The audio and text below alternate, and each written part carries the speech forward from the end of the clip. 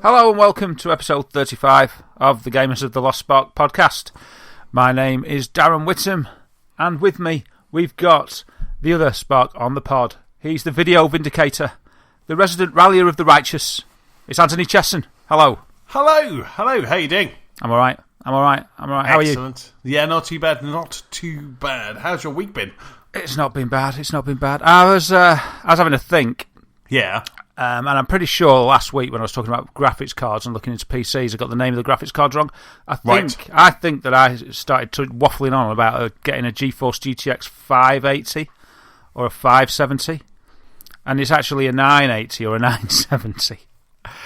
So I was a bit embarrassed about that. I was like, I'm sure that I said 580, 570. I don't even know if there's a card that's a 570 or a 580, and if there is, I'm sure it's jolly old and jolly not what I want for my PC. Right, so have you still been looking around then for your VR spec'd PC? Is that what you've been doing this week? That's a little bit what I've been doing, yeah. And it was during that I sort of realised that I'd specced out on the podcast with either mythical or really not up for purpose graphics card last week. So I've been still looking around. I found a website called... what was it called again, this website? Zotac or newegg.com it's called. And that seemed to have a few good prices for graphics cards. Newegg.com, and they do all sorts of PC stuff. And I was I've not heard of it before. I'm not sure if they're based out of the States, but yeah, I saw a good card on there, GeForce GTX 980 Ti, for £426.99. Wow, but that's a pretty good card, 6GB card. So yeah, I've been ploughing deeper into speccing out a VR PC. Right. And so you still, because I guess you've got a month, haven't you? You know, less than a month, or kind of a month and change until the HTC Vive do their pre-orders. But yeah. I guess you could always pre-order it and then kind of build your PC around it, I guess. Yeah, because I suppose I was thinking about this, and I'm sort of, as it's getting closer to the crunch time, I'm sort of arguing it back and forth because I was so going for it. And then I was like, oh, crikey, it's going to be like more than I earmarked and all this, so that's why I was looking at the prices. But yeah, I think that I probably will order Vive anyway, because, like you say, it's going to take a little while to arrive, isn't it? Because it'll have to be shipped and all the rest of it. So even if I manage to get a pre-order in on the 29th, which I should do, 29th of Feb, I've got the time it takes to ship and get to me to rustle up a PC. So that could be quite interesting and quite fun, because I'll have sort of a deadline then. And I always said I wouldn't get a PC till I get the equipment. So yeah, I could easily do that. So I've got longer than a month, haven't I? Really, I've got the month to pre-order Vive, and then all will be revealed, the price and how long it will take to get to me. And from that point, it'll be me racing around seriously building a PC, should I choose to go that route. But I did hypothesise an alternative of just leaving Vive, getting a PC, because I said to Claire, we could get 2 PSVRs for cheaper and have like 2-player PSVR on the PS4, which I thought could be quite cool. Yes, yeah, absolutely. I guess between now and then you're going to be knocking around a lot of different theories about what to get. But that's right, if you can power 2 PlayStation VRs, which I think that Matrix that we were talking about a couple of weeks ago said you could, that's an interesting thought. That could be fun time in the Witham household. Yeah, I'd never thought of that before, and I was like, hold on a minute, you could do that. That's a good alternative. It's like half the price. It's probably cheaper than half the price. So yeah, over the next few weeks, I'm probably going. This is how I'm going to spend a little bit of my time. Is back and forthing with different ideas, different solutions. How I'm going to jump into VR, because I'm certainly gonna. It's gonna. Well, I suppose it was always going to be Vive, and it's just when I thought about that. We discussed it on the podcast, and it's just PSVR is gonna be cheaper than that because we and you have to buy PCs on top. It'd be a different matter if we already had like kick-ass PCs. But yeah, it's just quite a lot, but I'm sort of determined to get it, especially with an article I read today that I tweeted about. I don't know if you saw that, but it was I think it was Game Crate wrote an article that they'd got to play with the Vive, and they were just like, that's it. They thought there were many sort of sentences in the article where he described himself as a jaded journalist, so as if he was kind of cynical about the whole games industry and things, and then he was just like, "But my goodness me, I'm getting this." And he was right, and it was just so it just inspired me again to what I was sort of on the fence, and I was like, pulled me back into the Vive or the complete VR immersion with a PC, sort of that side of the fence, because he was just saying, and it's funny this because we mentioned it last week. He said a lot about the simplicity of the Wiimote with the Wii, and the reason that people loved that, young and old, and it was sort of crossed the boundaries of being a gamer, was because it was as simple as it works because it's so natural how to use the technology. And he said, yeah, there's the price point to overcome with this, but he said, it's just so obvious what to do that people love it. And he said the whole sort of office had a go, and he had gamers that, well, gamers, hardcore gamers, but also non-gamers, people that hadn't played games since the NES system, for instance, and weren't interested, and they had a go on Vive, and they were just like, how do I get one of these? How do I get one of these? He said even the cleaner guy who didn't speak a word of English had a go. Not a guy who smiles a lot, I don't think, but he came away from it all elated, full of smiles, and you could just tell he'd had a great time. And I read some other articles about like people's parents or grandparents who've got no interest in technology at all, never mind games, having experiences on these sort of devices and instantly coming off them and asking questions like, how do I get one of these? How does it work? How does this work? And instantly getting an interest because they've been touched by the experience and they want to know how it works, and ultimately they want to get one. So it's very interesting. So yeah, VR, a personal, introspective VR debate going on, turmoil within my soul. Like you say, it's you've just got turmoil inside your head. But I mean, the good thing is that you do know that you want HTC Vive, you want PlayStation VR, so at least you've kind of got those two things sorted. You just need to see which order you get. Well, maybe the Sony and HTC Vive will tell us what order we'll get them in. But yeah, no, it's going to be an interesting one, I think. And after the end of February, it'll be even more interesting to kind of see which way you go and the PC that you treat yourself to if you go that route. Yeah, I mean, I suppose if I'm honest with myself, I just want Vive. But recently it's just become more that I want to, even though it's a birthday present that I've had on hold for like a year almost, it's sort of like that I'd like to justify it. I don't want to feel that I've wasted the money. So I need every drop of sort of positive spin to make me feel that it's going to be justified, because it's harder to justify it when there is a cheaper alternative around the corner. So that's quite interesting. I was talking to my nephews who were around a few weeks ago about it, and I asked them what they thought about VR and whether they would, like, PSVR would be on their Christmas list, and they gave me a very sensible answer, which is a lot more sensible than me. And their answer was basically they believe, and I think this is quite true, that the early VR experiences are going to be like comparable to, say, like PS1. And they're happy to wait for that to get better before they jump in. And I thought that's such a mature response. These guys are like 14 and 12. Wow, they're more mature than us then. More restrained. And, they could get PSVR because I think they've got some savings and stuff.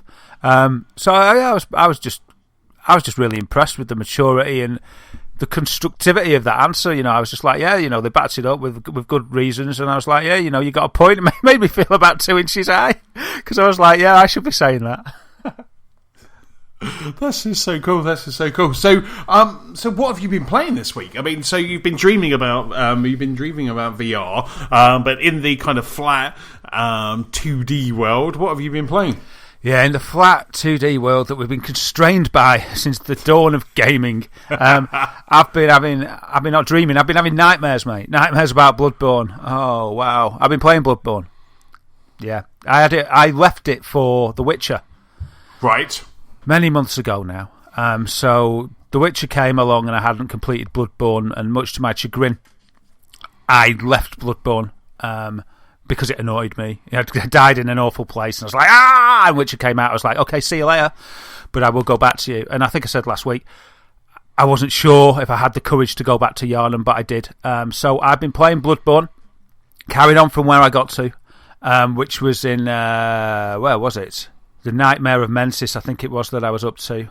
So not far from the end again. All these games that I skipped over, there wasn't much to do, but I had to sort of reacquaint myself with the controls, and and the gameplay and how to play it, and it's not merciful, Bloodborne. So I had to it's just baptise you by fire, because it's not like I was at the beginning, even though the beginning's hard. So yeah, persevered and completed it. Hooray! Well done. Yeah. Congrats. Thank you very much. Wow, that's really good going. Yeah. You're on a roll lately, aren't you? Last week you completed about 3 games. Now you're completing Bloodborne. You're putting me to shame. I'm sweeping the decks, mate. I'm clearing the decks out for the new stuff, because these were all on my shelf. What did I do? I did Transformers first, I think. Yep. Metal Gear Solid, Until Dawn. Well, you name it, man. I'm the completion kid at the moment. Fallout 4. Fallout 4, I forgot about that. Yeah, flipping heck. So yeah, Bloodborne's done. Really great game. Really enjoyed it. At first I was reluctant to go in, and I was getting annoyed because I was dying. I sort of expected it. And I was just getting frustrated because I wanted to plough through. And then the game I got into the game again, and I got a taste for the Bloodborne gameplay mechanic, and I was enjoying it. And even though one night I put my pad down, switched it off, rage quit, and I was like, because I just couldn't get past this boss. I was like, Claire, forget this game. I don't need to play this game. I don't know why I'm doing it. I can't stand it. I've always hated it. It's a massive rant. It's not even proper Dark Souls, all this stuff. It's not even Demon Souls or whatever. I've never liked them since Dark Souls 2 anyway. Or Dark Souls 2 wasn't even as good as Dark Souls. Big old rant about it. I'm never going near it again. And then I woke up the next morning and I was like, I could try this. So down I went at 6 a.m. before anyone else got up and stuck it on for a couple of hours. And started to get completely hooked again. So I had a great time. I really enjoyed it. It's so bleak, though. It's I think I've said it before. I think many people have. Beautifully bleak. But yeah, it's a great game. And yeah, I rolled the credits on it. I got ending 2. There's 3 different types of ending. I thought that I had enough objects to get me the best ending, but I didn't. And I just thought, I'm damned if I'm going to go all round the houses to get one object or item just to get me the best ending. It sort of passed. I thought, I've earned the right to complete the game. What you can do at the very last bit is you can sort of cheap out, and you can just say, you can sort of make a decision choice that will then just end the game. So I didn't cop out that much. I did it the other way, which gives you a last fight against the main boss, or the last boss, the overseer of the whole game, if you like. And that was a pretty difficult fight. And rolled the credits on that, so I was happy to do Bloodborne. I've enjoyed it. I wonder to myself, will I be over that sort of gameplay mechanic by the time Dark Souls 3 turns up? I'm not so sure. I think I might need a bit of a rest. But we've got a few months yet. And then the other game I played was Bayonetta 2. That was one of my presents from Father Christmas. Right, so that's over on the Wii U. Well, you're giving all your consoles a stretch as well this month. Yeah, I've had to spread my wings after being stuck in Fallout for so long, you see. I needed to get out there and get some diversity. I think I needed a bit of colour after Bloodborne as well. And Bayonetta's very shiny and colourful and almost neon in a way in its aesthetic. And yeah, Bayonetta 2 on the Wii U is a great game, and I completed that as well. Oh, wow, you've done that as well. Well, that couldn't have been long. It's not that long, really. But admittedly, I sort of decided that I wanted to get shut of it. Not shut of it, I just decided I wanted to get through it, because if I didn't get through it and I get another flurry of games, I might never get another chance to. Right. So I concentrated some good gaming time on it. Most games Claire watches with me and enjoys. Not so much Bayonetta 2. Right. She was more interested in reading a book than watching the Bayonetta 2 story, in inverted commas, story, and fan service shots of Bayonetta's crotch, and what have you. But if you strip down the rubbish story, the repulsive, hateful characters, and the shoddy graphics for the cutscenes, it's a good game. It is a brilliant game, though. I love the game. I'm trying to figure out where the good game is, then, if you've stripped out all of that stuff. You haven't got much left. There's not much meat left on those bones once you've done all of that. The thing is, the good part about the game is only the game. When you're in the moment, when you're firing out those combos and getting the satisfaction of that sweet gameplay. It's so responsive, it's so tight, and it's just great arcade twitch beat 'em up with that mechanic, like Transformers, which sort of borrowed from Bayonetta a bit. It's like, you can hit, combo, and when they're about to hit you, you can press one of the triggers, and you do a dodge. And if you dodge it really close to getting hit, you slow down time. You cause this thing called witch time, and then you can sort of just go completely medieval on whoever you're fighting and rack up more and more points. And it gives you a grade at the end of every level. But really, it kind of is very like Transformers when you break it down, because. And I think Bayonetta was the same, really, but it's been a while since I played Bayonetta because that was a few years ago. But it really is essentially... I didn't skip the cutscenes on this one like I did Transformers, but it is cutscene and then kind of battle, then boss battle, a cutscene, boss battle, cutscene, boss battle, cutscene, little battle, cutscene, boss battle. It's very like that, so there's nothing in between it. I'd be happy for it to have just not really had any of the story cutscenes because I'm not really so bothered. I mean, I suppose in some kind of tongue-in-cheek way, he might have an audience of fans that really like the story there.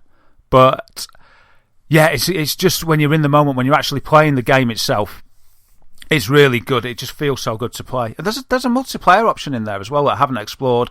I unlocked loads of stuff when I was playing it, but I didn't deviate, so I haven't seen the unlockables yet. I don't know what I've unlocked, but I got through the game, and it was good fun. And some of the battles were epic on an epic scale. It was just some of it. I was like, "Wow, look at this! This is amazing." Some of the choreography for the cutscenes of certain fights as well, when it wasn't like storyline, but when it was showing a battle in a cutscene, and the choreography was just amazing. The fight scenes were really cool, and then you take over and carry on, and you're battling on all sorts of things. You can be going at Mach 3 on a jet fighter, which is paying tribute to Afterburner, the old Sega game, and you could be fighting on that. You're fighting on buildings that are falling down like bottomless pits and jumping from one building to the next. You fight in the water. You can turn into a snake as well, which is quite cool. That's a new thing for Bayonetta 2. Some epic battles, really, really epic. And some bosses, really, I was just like, oh, this is ridiculous. I'm never going to do this. But you learn, and with perseverance, and you learn and you master that. It makes you master the witch time component of the gameplay, and when you've got that, sometimes you hit a point and you just feel I'm so badass, man. This is awesome. It's like nothing can stop me. I'm invincible, and you're just going bang, bang, bang, bang, massive attacks. You throwing people into Iron Maidens and things with your torture attacks. You do unlocking your combos. Then all of a sudden you just dodge, slow down time, bang, bang, bang, bang. And when you do it on a boss as well, when you sort of just master that sweet gameplay, and it's as if nothing could touch you. It's quite a rush, so it was an enjoyable game. Wow. Yeah, an enjoyable game. It's a shame it never hit any more formats than Wii U. And it was good of Nintendo to back Platinum Games to get that out there, because Bayonetta was a fine game, and it's good to see Bayonetta 2. And it leaves off with like an opening that they could well be a Bayonetta 3. Right. I mean, I don't know whether Nintendo have got further rights on the Bayonetta series. Maybe that could be something that they brought to the NX, perhaps. I don't know. So yeah, that's what I played. What about you? Fantastic. Me, I've had quite a PlayStation-y week, actually, because I've been playing A Boy and His Blob. So last week, I think I just downloaded it the day before the podcast. So I played a good couple of hours on Boy and His Blob, and I'm still going through that. I've finished the first world. I'm kind of halfway through the second world, I think, and that is just, oh god, it's such an amazing game. I'm playing it on my Vita. I've also fired up the PlayStation 4 and had a quick go on that as well. Unfortunately, it's cross-buy, but it's not cross-save. But fortunately, with a game as lovely as A Boy and His Blob, it's quite nice to play it twice. It's quite nice to be able to jump in and just start again. So I've been playing that. It's just a fantastic game. The hand-drawn animation looks amazing. The blob is just fantastic, and you really kind of get into grips with the different coloured jelly beans that do different attributes, and there has been some times, there's been some puzzles that I was sitting on the train yesterday, kind of coming home, and I was just sitting there, and I was just trying to work out this one bit, and I just could not work it out. I was just like, but then you get it, and again, it's kind of like you say, it kind of makes you feel badass it makes you feel so clever when you finally fix it. You're like, I can do this. I'm quite smart. I've got the smarts. But it's such a great game. It's available on PlayStation and on Xbox. But because I wanted to play it on my Vita, I downloaded it on the PS4, on the Vita, and it's just a fantastic game. It's really good puzzler. Yeah, I think that's what it's about, isn't it? We're suckers for positive reinforcement, and that's what a game gives you when you do it right, isn't it? Oh, absolutely. I mean, another game I've been playing this week. I started playing it last night. It only came out yesterday, which is The Witness. Started playing Jonathan Blow's new game, The Witness, which is getting kind of lots of interesting press. Of all of the reviews, previews that kind of went up yesterday. But I got home last night. I did a remote buy on my app. On my PlayStation app on the train home, kind of got home, fired up the PlayStation 4, had a bit of a bump because I didn't realise that my PlayStation 4 hard drive was full. So you get a nice, yeah, exactly. It's like schoolboy error. You get a nice handy graphic on the Xbox, so you know where you are, but you're not so much on the PlayStation. So I had to delete a few things, and then in about 35 minutes it was downloaded. It's only about 7 gig. It took about 35 minutes. Show off. No, not for all of us. It isn't 10 minutes. Well, I would expect it to be quicker than that, but you have to go through the PlayStation filter. So it downloaded, and then I fired it up last night, and oh, what a glorious game it is. It's just, and that is definitely puzzle. Obviously you're just wandering around. When the game starts, you start off in a rather lovely looking garden with a door that's shut, and then you have to, I think there's about 4 or 5 puzzles that you have to solve. At this point there's no kind of tutorial. There's no look up, look down, and anyone talking to you, taking you through these first puzzles. It's like, right, you're here. Actually, before you get to that garden, it does a very Fallout-esque entrance into the garden where you open a vault and then you kind of go into the garden, and that was quite a nice little touch.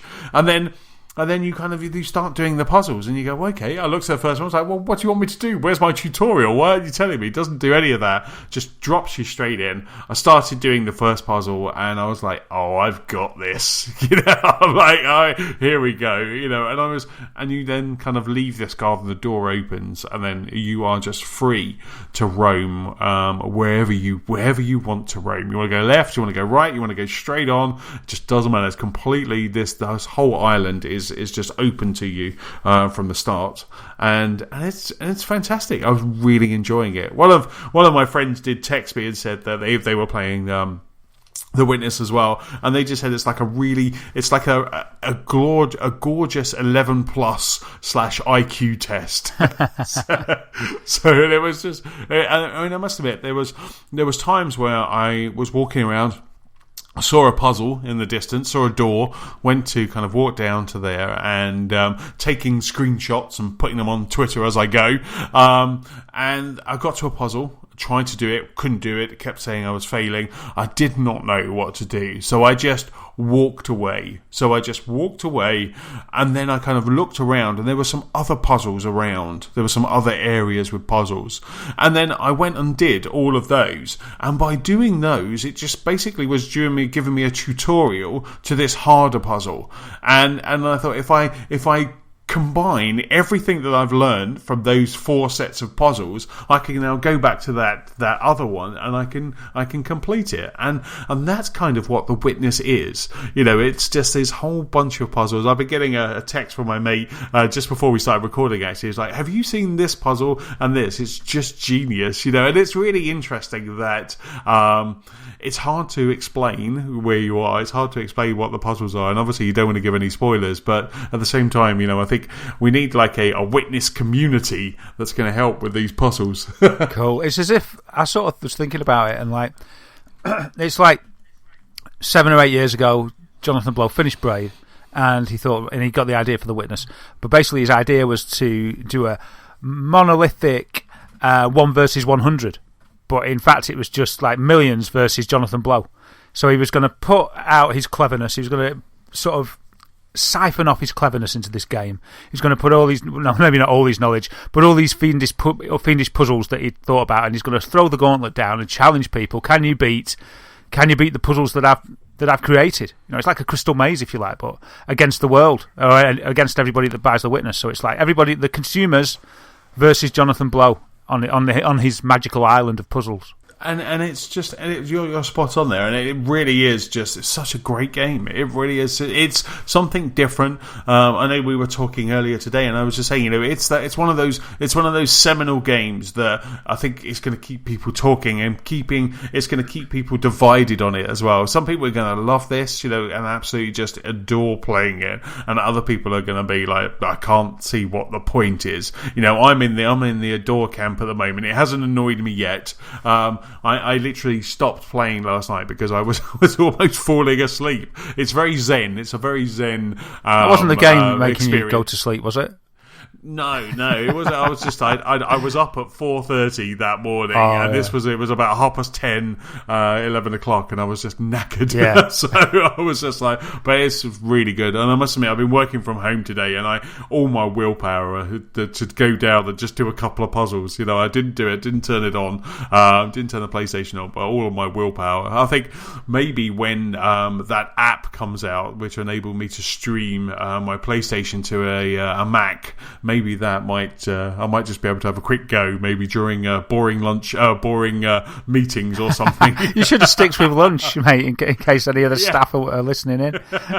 Yeah. If anyone from work says it's not you that's boring, honestly. But so I played The Witness. Love The Witness. I want to get deep into it. Like I said, I just had a couple of hours yesterday, and of course because of the controls, there's not much really. There's X and just moving around. It's going to be perfect for that remote play for Vita, so I can sit in bed and just kind of play some of those puzzles. Cool. Now, would you say, because it's a fantastic game and everything, would you say it could launch other games in its wake? Do you think it's inspirational to a new genre of puzzle games, or is it very much its own thing that wouldn't really get copied, do you think? No, I definitely think there's probably some people looking at it going, I could do something like this, or I can just do this open world with puzzles. Like I say, I haven't heard any speech yet, but I always kind of turn on the subtitles when I'm playing a game. So there was an option to turn on subtitles. So there must be some speech in it, so I'm hoping there's a little bit of a narrative at some point. But no, definitely, I think maybe this could launch this sub game. I mean, it's quite like I say, it's amazing looking, and it's quite simple in its control. I could see something like this coming to iPad, coming to mobile, just moving around, because at the moment I'm not jumping, I'm just slowly moving around this environment and then solving the puzzles. And I actually think kind of with my finger I would solve the puzzles a lot quicker than with the D-pad. So I could see maybe this breaking out to maybe iOS, to mobile, having this kind of game would maybe come in trend on a mobile device. Cool. And do you think it would fit the description of a spiritual successor to Myst? Definitely, absolutely, 100%. It definitely, that is a strong influence in this game.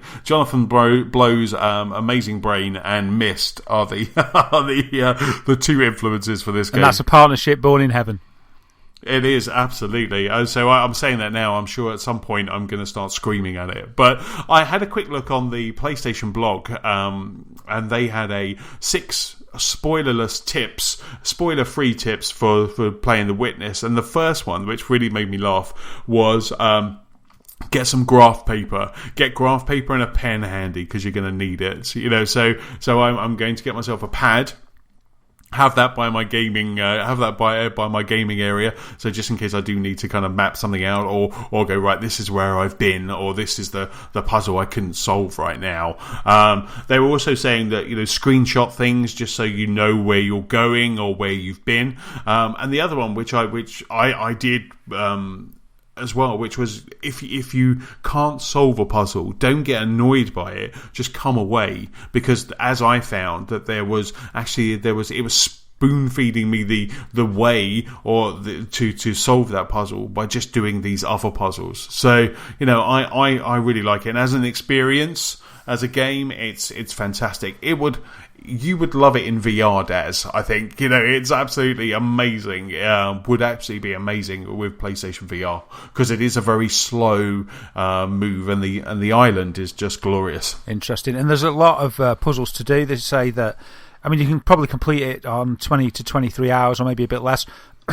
But if you want to do everything, there's like 80 to 100 hours of content in there, which is quite staggering. And that may be why they went for the higher price point. But I was thinking, with the nature of the game, as far as I know, and you can probably put me right here if I've got the wrong idea, but there's puzzle after puzzle on the island. So for those that complete every puzzle but are crying out for more, would you think that they could just drop in another like DLC pack of puzzles that they could add, another, say, a bridge to another island that contained more of the same, or do you think that the game just contains itself and that it wouldn't really fit? It might be too early for you to know that. I mean, I don't know whether the narrative would close I suppose that would depend how much it closes at the end. I don't know. Do you know what I mean?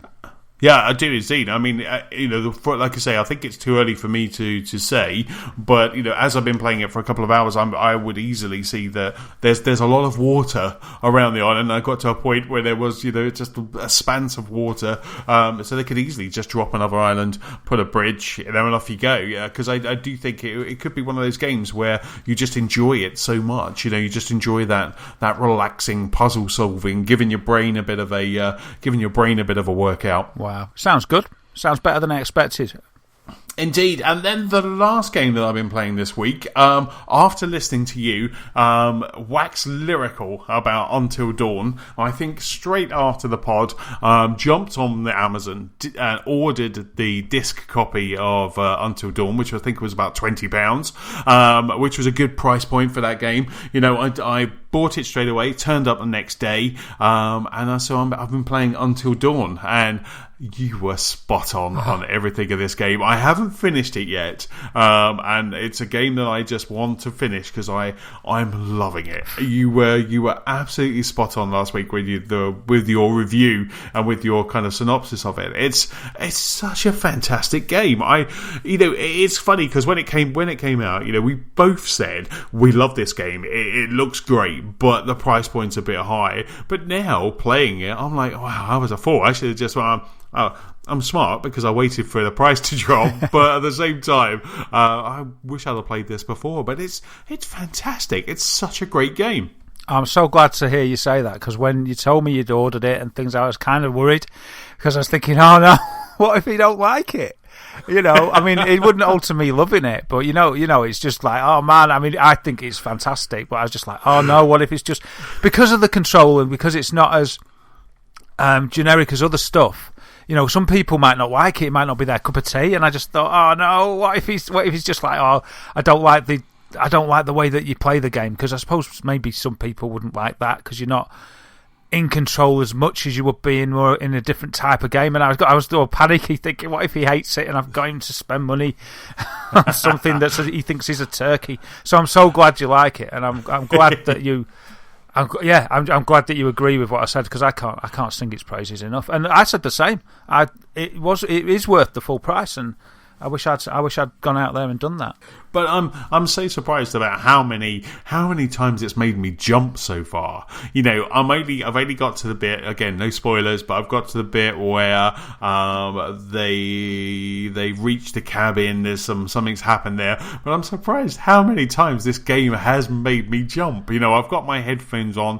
I showed Nicola, and she got a bit creeped out by it. She goes instantly, and it's quite interesting because I put it on when two people were looking around a library, and she was like, instantly. She goes, this game makes me feel on edge. Yeah. It makes me feel... And so she just come into it cold. Because I wanted to show her the pause screens, with those amazing renders of people's faces. So I just wanted to show her that. But when she goes, instantly, she goes, my back is up. She goes, I'm tense. So she goes, I've got to go. And then she was going to bed anyway. So I just had my headphones on. And the amount of times it made me jump, it just physically made me jump. a couple of times, and there's been a couple of creeped out moments as well where you're like, oh, you didn't see that, and it was just, it's a great game. It is just such a great experience. It's kind of, it's kind of a spooky version of kind of Life is Strange, if you will. But no, I'm loving it. I'm loving the control system. I love how you walk around. It's a bit Alan Wake-ish with when you can kind of, like, when you've got like a camera or a camera phone with a light or a torch. I'm really liking it. It's a little bit cheesy, but I think that's part and parcel of the wonderfulness of this game. I think that kind of cheesiness, that kind of teen horror slasher movie is kind of exactly where it is. So I think it's cheesy in a good way, and they've really just set this scene really well. And it's just fantastic. But it's just so good, and there's so many things where I was playing and there was something happened, and I'm like, no, don't do that, don't go out there, and I'm choosing every option to keep the person inside. I'm like, don't go out there. So maybe I should go out there. No, and I'm like, stop it. But it was just absolutely superb. I'm really enjoying it. So thank you for that recommendation. It's been absolutely awesome so far. My pleasure, sir. Oh yeah, it's so good, man. I'm so glad you're liking it. It's so good. I need to play it again as well, because it's going to be different. And yeah, I just love it. And I think you're right. It shines the mirror straight back at itself, really, with all the horror tropes that are there within. And I think it carries it off. And I think, as I said last time, I started off and I just thought, these are all such typical sort of horror teen characters. I hate a lot of them, sort of thing. But towards the end, and well, probably from the middle to the end, it's just totally sympathising with them, getting to like some of them, getting to like some of the guys that I didn't like in the first place. And that's quite hard, because you can make your decisions based on what you like or what you think about people at the start, and you can play to regret them decisions and not be able to reverse them. And that's part of the joy of being able to play it again as well, because with the insight that you get from playing the whole story arc in whichever way you play it, you get inspired, because you see more of the characters opening up. You make a lot of judgments in that game on first impressions, first few hours. And I can't be sure, because I haven't read any spoilers and I'm only going off my own experience, but I think that some events are probably these decisions you make early on may be the catalyst for a string of events happening. Wow. So there's replay value there, and yeah, it's just a fantastic game. The graphics are stunning, aren't they, as well? Yeah, I bet they look amazing, because I lose a bit of clarity on my projector. But on your lovely glossy TV, I saw the picture. It didn't do it justice, I bet, by a half, but I was imagining it in pure clearer vision, and I was thinking, oh wow, that must be amazing. It really is. It looks absolutely stunning. I paused it when I was playing one of the couple's story, and it has the chap who plays Grant Ward on Agents of S.H.I.E.L.D. Oh, yeah. And it had him, and then and Nicola, I think she was passing the movie room, and she was like, oh, that's Ward from S.H.I.E.L.D. And I'm like, I know, look. And then I did the thing that you told me about, you just move it so it looks at them. Yeah. And then so I did that, and she was like, wow, that's just so realistic, and it was really cool.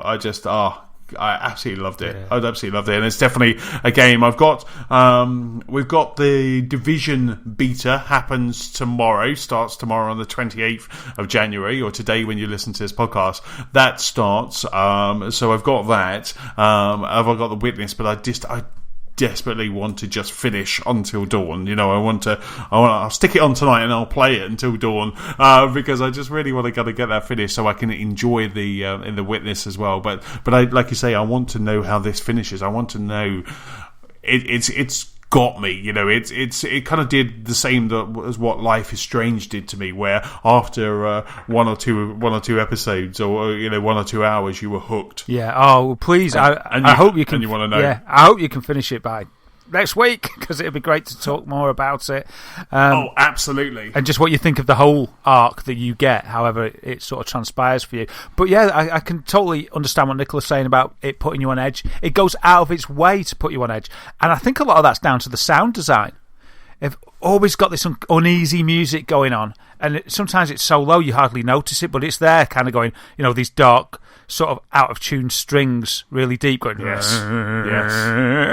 It's just going on all the time. Even during like a light-hearted chat, there's something going on that's just that's just putting you on edge. And just the fact that you know they shouldn't be there. It's ridiculous that they've all met up, you know, and that's like the horror trope again. And it's like, it's just ridiculous. And sometimes it forces you to do things that you just don't want to do. And then it forces you to make decisions quickly, and you're like, I don't know what to do. And it's going, you're just like, oh no. Yes. Proper installs panic. And you really have to be, and I did find myself, it was so funny because I started playing, I was sitting back on the sofa, I was just enjoying playing, and I think I had a quick time event, and by the end of that quick time event, I was on the edge of my sofa, and I realised that I hadn't realised that I got up and moved to that's how on the edge of my seat, literally, this game had got me, because I was just like, while I was doing this quick time event, I just sat bolted straight up, and I was just kind of working there. It's just fantastic. It's just such a great game. I love that we can get stuff like this. You know, we can get games like Life is Strange, like Until Dawn, like The Witness, which are just totally fresh. Which is just, it's quite interesting because I was talking to my boss last week, and she has a son who plays a lot of Call of Duty. That's all he seems to play, FIFA and Call of Duty. And I just said, there's more out there. And we had this discussion because she was very, very almost disparaging against games because all she sees is football and fighting, football and shooting. And I was telling her about Life is Strange. I was telling her about The Witness. I was telling her about all these other titles, and she was just like blown away. And by the end of it, she went, do you think I would be able to play Life is Strange? And I said, absolutely. I said, it's very easy, because she said, I can't play Call of Duty. I don't know what to do. And I said, well, Life is Strange is a very easy kind of romp, and I think you would definitely be able to play that. And she was like, well, I'm going to give it a go. So I might have made a gamer, these brand new experiences, and the way that I've sold it, I might have made a gamer out of a non-believer, out of a muggle. Wow. Well, there are so many experiences to have in games, and I think that was part of the draw when I was younger and got into games was the diversity of content available on the platform of your choice. One of my very early systems was Commodore 64. It wasn't my first, but that was one that had a huge variety of games. And I used to remember reading reviews, and I'm sure that one of the criteria used to have graphics, sound, playability, and I'm sure that one of the criteria back then was originality. Or people would talk about if a game didn't have originality, it was sort of looked down upon a little bit. But back then, there were new genres being created all the time. I remember when Bullfrog brought out Populous, and there'd never been a God game before. The Sentinel, if you remember that, which that was by Firebird, I seem to remember, and that was sort of a seminal game, very, very individual and unique, kind of aesthetic. When I put my HD blend over it, as I look back, playing that on my Commodore 64 reminds me a little bit of it could have been like The Witness now in a way, but it wasn't. It wasn't puzzles. Well, it was puzzle in a different way. I'm not going to go into playing the Sentinel because it was a weird game, but what I'm getting at is there's just so much to do, and it wasn't all just wasn't just all fighting, and it isn't today. And now we've got, with the technology and with the ability to create such amazing visual experiences and aural experiences as well, it's a pity that people would think that it is just a big boys club of shooting people in the face and kicking a football around. So that's really good. Yeah, no, it's really interesting. I'm going to see her in the office on Friday, so I'll have a chat with her to see if she's actually did kind of pick up the console and or pick up the joypad and played Life is Strange. Because I said to you, the great thing about it is you pay like $3.99 for the first episode, and if you don't like it, if it's not for you, you haven't lost anything. Just a bit of time.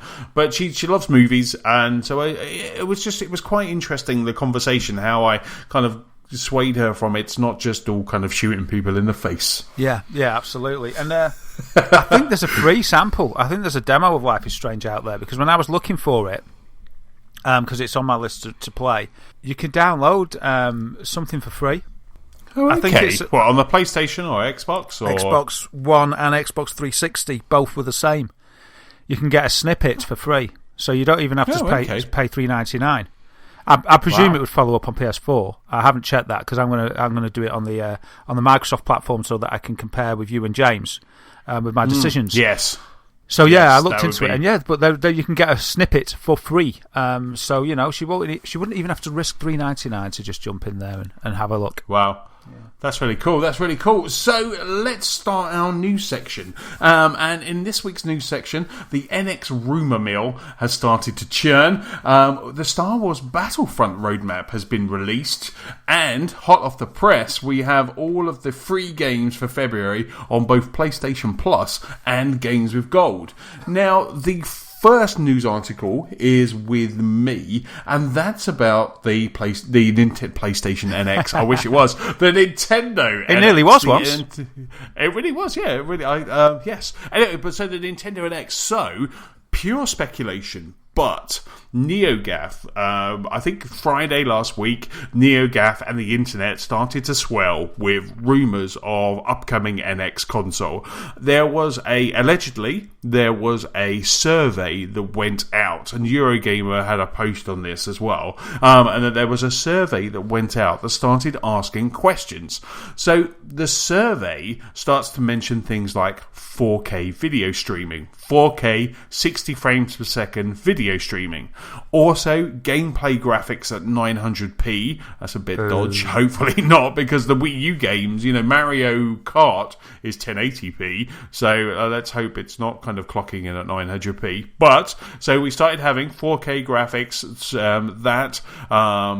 Some streaming. They also went on to pay to quiz people about how they would pay for physical against disc-based or digital console, and asked if in this survey they also asked if a Netflix-style game subscription was of interest to the gamer.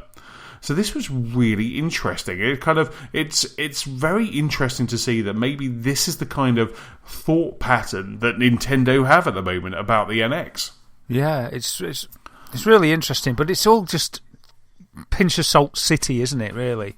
It really is. It really is. Like I say, this is all just speculation and the rumour mill and the speculation continues because the day after that, a capital securities firm in Japan said that according to a report, they expect the Nintendo NX to release 2 separate units.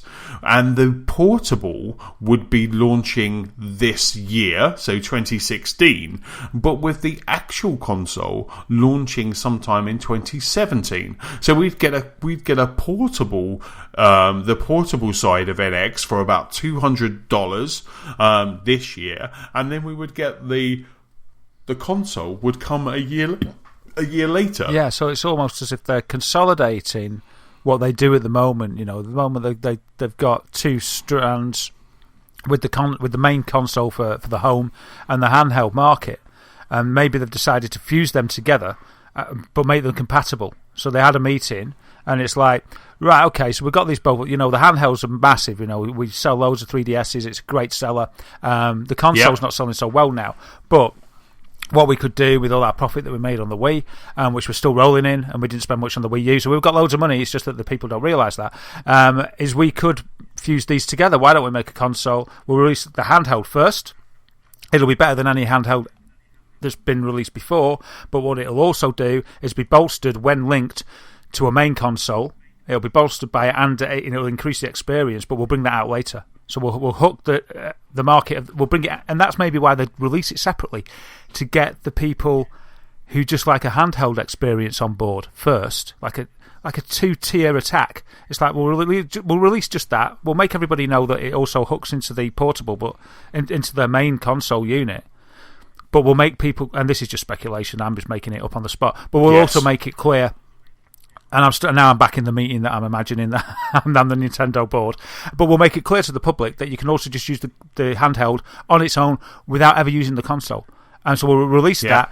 We'll use the impetus in the market in there, and then we'll keep that rolling, and we'll keep the quality there, and then we'll hit and bang with the console. And then I'll tell you what will happen. All the people that never wanted a main console, when they see what this will do to the portable, they're going to be there, and we're also going to get the gamers. And then somebody pipes up and said, yeah, but you won't get the hardcore gamers because it's only 900p. And they said, yeah, don't worry about that. That's not true. It's going to be 4K, really. Yeah, indeed. I mean, maybe not 4K gaming. Maybe they're going to be 4K compatible. So like Netflix, Amazon Love Film, all of that sort of stuff. So that you'll be able to stream that. This becomes the must-have box under those new HDR TVs. But I mean, it's interesting because the report carried on going to say that the handheld, the portable, which would be about $200, would have some type of AR component to it, and also the source suggested that the NX may be compatible with smartphones, PCs, and competing consoles. Yeah. Head scratch, total head scratch. It's just like, I can't wait for E3. I can't wait for them to actually kind of tell us what. I mean, do we just take all of these reports, like you say, with a large pinch of salt, or is this actually, with that survey, with this, there is some, you can kind of see a little bit of truth through those speculations. It's nice to bask in speculation and think it's what it nice, could be. It? The only problem that I find for me personally is when the release comes, when the announcement comes, I'm sort of. The basking stops and the disappointment sets in because you've sort of imagined all this amazing stuff, and usually within the it's usually within the constraints of what's available, and then the announcement comes and it's kind of like okay, a bit like the Wii U. But we've talked about this several times, and I'm still fiercely optimistic that the NX is going to be good because they must have learnt lessons from the Wii U. The bit that puzzles me is that 2016 really is the year of VR. We're on the brink of a new technological platform. It puzzles me that so far there hasn't really been much rumour or speculation with VR and the NX.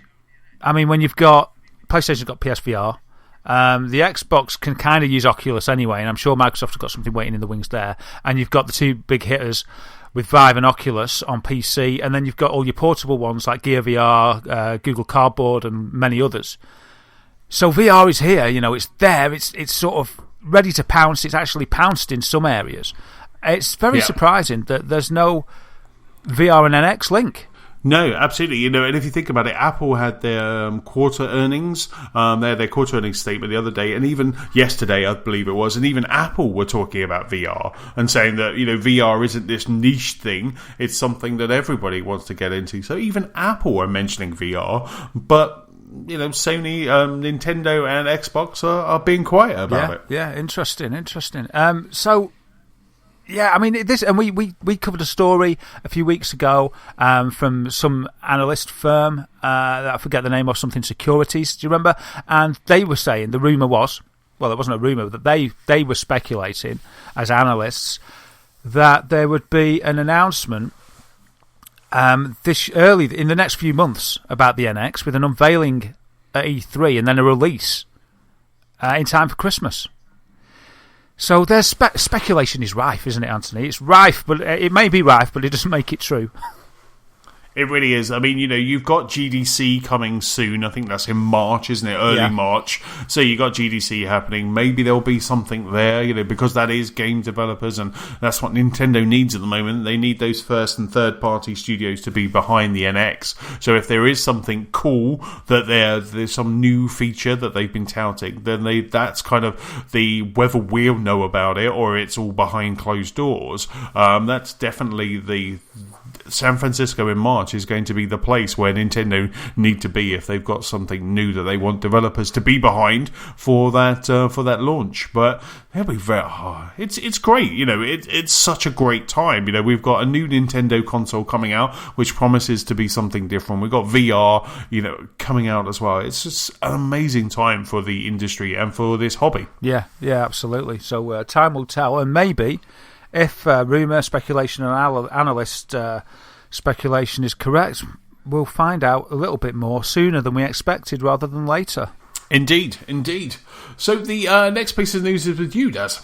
Yeah. So the next thing with me is I've got so used to playing on my PlayStation and seeing Sony Computer Entertainment pop up, before the game starts. Sony Computer Entertainment. But we're going to say goodbye to that logo. And that phrase and that name, because Sony are actually changing it. They're changing the name from Sony Computer Entertainment to Sony Interactive Entertainment. Now, really, up till now, everything PlayStation has been handled by Sony Computer Entertainment. And that's got offices all over the globe, but it's based mainly out of Tokyo, Japan, which makes sense. Sony, Japanese company. It's just, I've never had a problem with that. But they're changing it now, and they're having a bit of a shake-up. And what it's doing is PlayStation are combining with Sony Network Entertainment.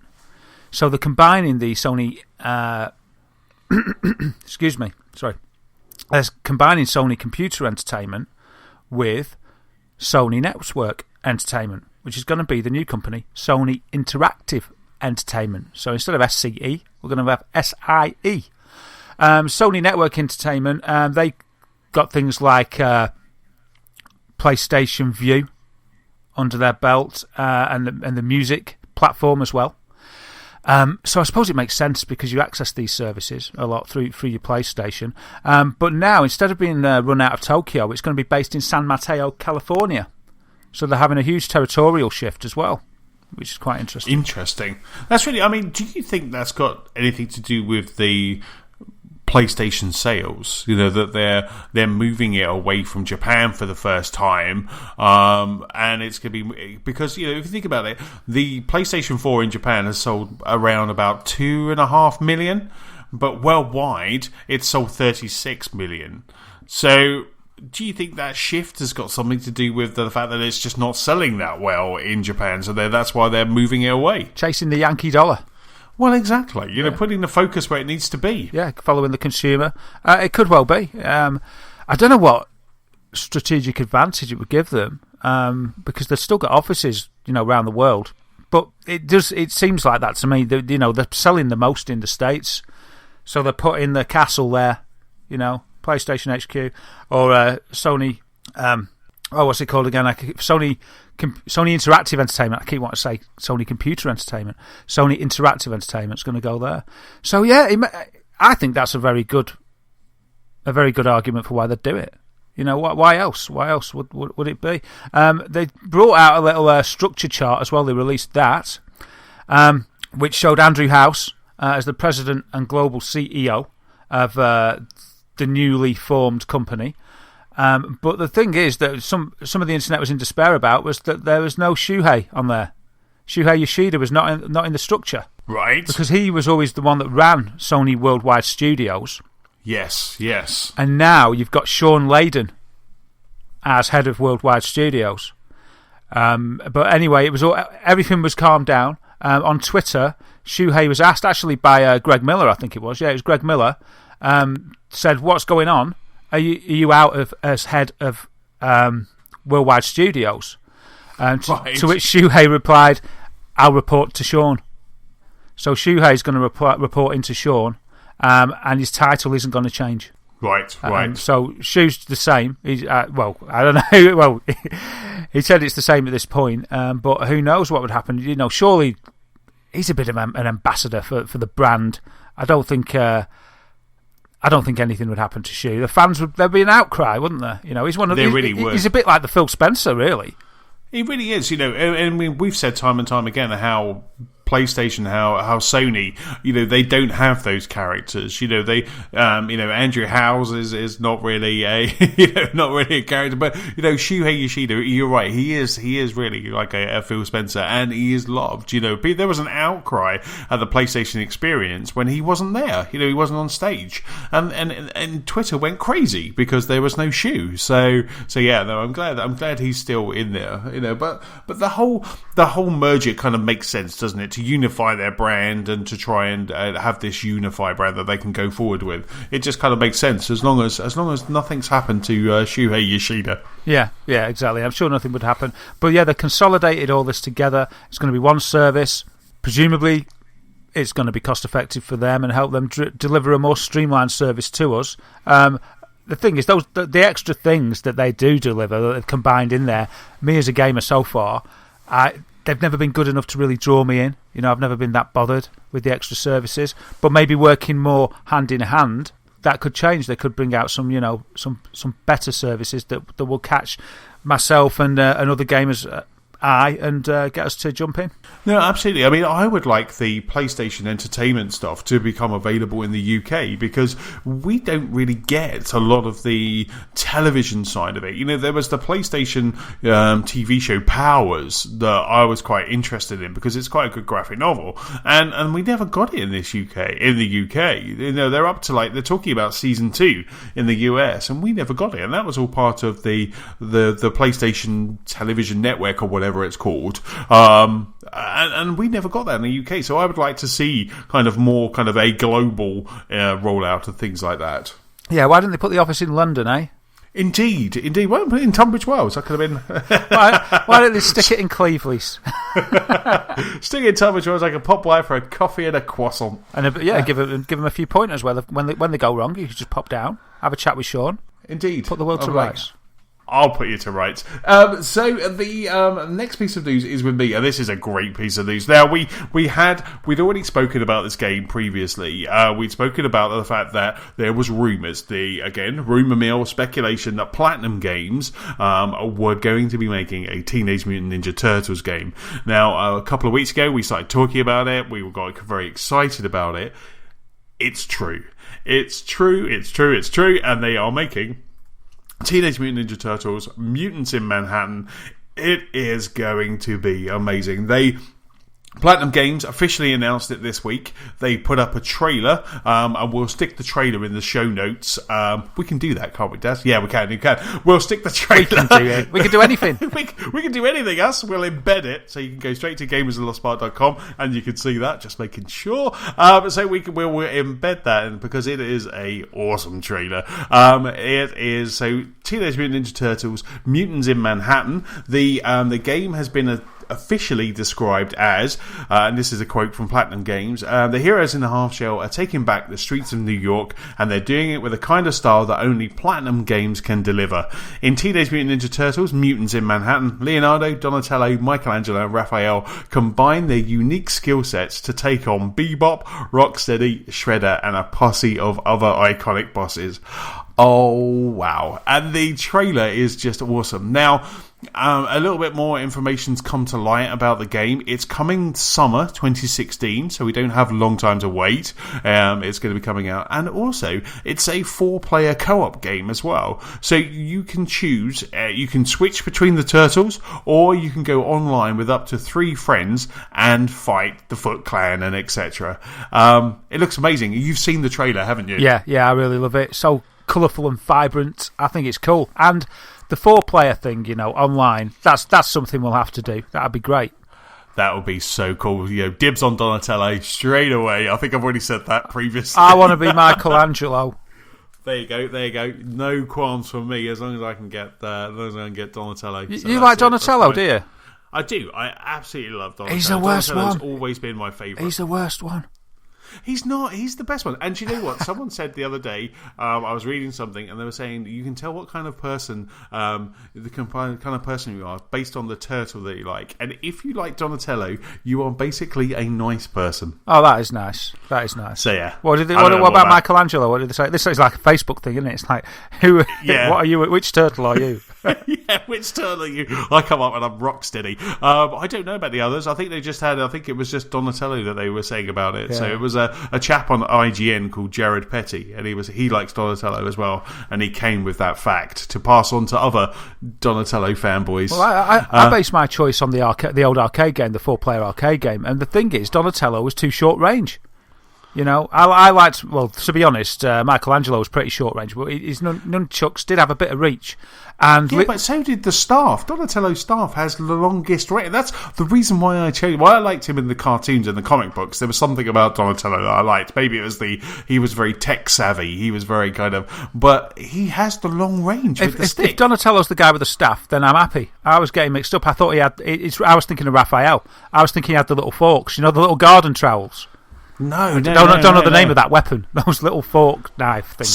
They're size, aren't they? Size, what? SCI, yes. Is that size? Yeah, something like that. Like Sony Entertainment Europe, whatever it's called. Wow, they were named after Raphael's weapon.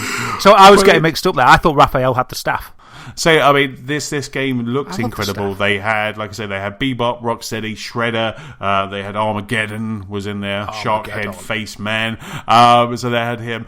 It's going to be debuting this summer, and it's also coming to PlayStation 4, PlayStation 3, Xbox One, Xbox 360, and PC. So we'll embed the announcement trailer in there, and I just know we have to play this co-op. Yeah, it'd be great. We've got to get 4 of us together. That'd be great. Right, so I'm Donatello. Who are you? You are Michelangelo. So that's okay. Leonardo is the next best one. So Leonardo and Raphael are up for grabs if anybody wants them. Yeah, you can first come, first choose. First come, first served. We'll be playing it on what, Xbox One? Yeah, if you want. We'll have to ask James. We'll have to ask James if he is a Leonardo or a Raphael kind of guy. He's got to be. Leonardo's the only choice out of those two. I'll tweet to him. I'll tweet him now. He will have no idea what's happening, but when he listens to the pod, he'll know. Yeah. So yes, so that I can't wait. We'll embed that. We'll embed that trailer because I think I've watched that trailer about 4 or 5 times, and it's really good. Cool. Yeah, should be fun. And the next thing is with myself, and that is if you're keen to play the Division beta, but you haven't pre-ordered it, and you don't want to take that risk in case you don't like it. There's been information released saying that you can actually play the beta without paying. I saw this on some fringe sites at first, and I didn't really want to go into it on the podcast because I thought that maybe it wouldn't work, and I didn't want to be blamed. But it turned up on Eurogamer as well, and they tested it. So I thought, well, if it's up on Eurogamer, that's mainstream enough to mention. And basically, there's a little trick you can do to play it, and I think this actually works for any beta that involves pre-order. So if you want to get hold of a beta, you may be able to apply this rule to any beta. But, disclaimer, you do this at your own risk. I'm not responsible if you have to buy the game, okay? I might put the link actually in the show notes as well so you can follow the steps. But what essentially you do is you go to the PlayStation Store and search for The Division. And then it gets a bit risky because you select Pay Now, but no money's taken because I don't think they take the money until the game comes out. And then you search again for The Division, and now you get to see the beta. At this point, you can download the beta client. Then you go into Settings, Account Information, Wallet, Transaction History, and cancel your pre-order of The Division. And then you find your pre-order transaction and press cancel. That's how to cancel your pre-order. And then you keep the beta. Wow, that's a bit dodge. It's a bit convoluted. Well, so you pre-order it, you pretend you're buying it, they don't charge you. Right. The way that they would fix that is, I don't know if it would be legal, but they'd have to take the money as soon as you pre-ordered instead of waiting for the game to come out. But I'd hate that because it's sort of you paid for something when you haven't got it. But yeah, so you pretend you're buying it. You do the pre-order, then you get access to see the beta.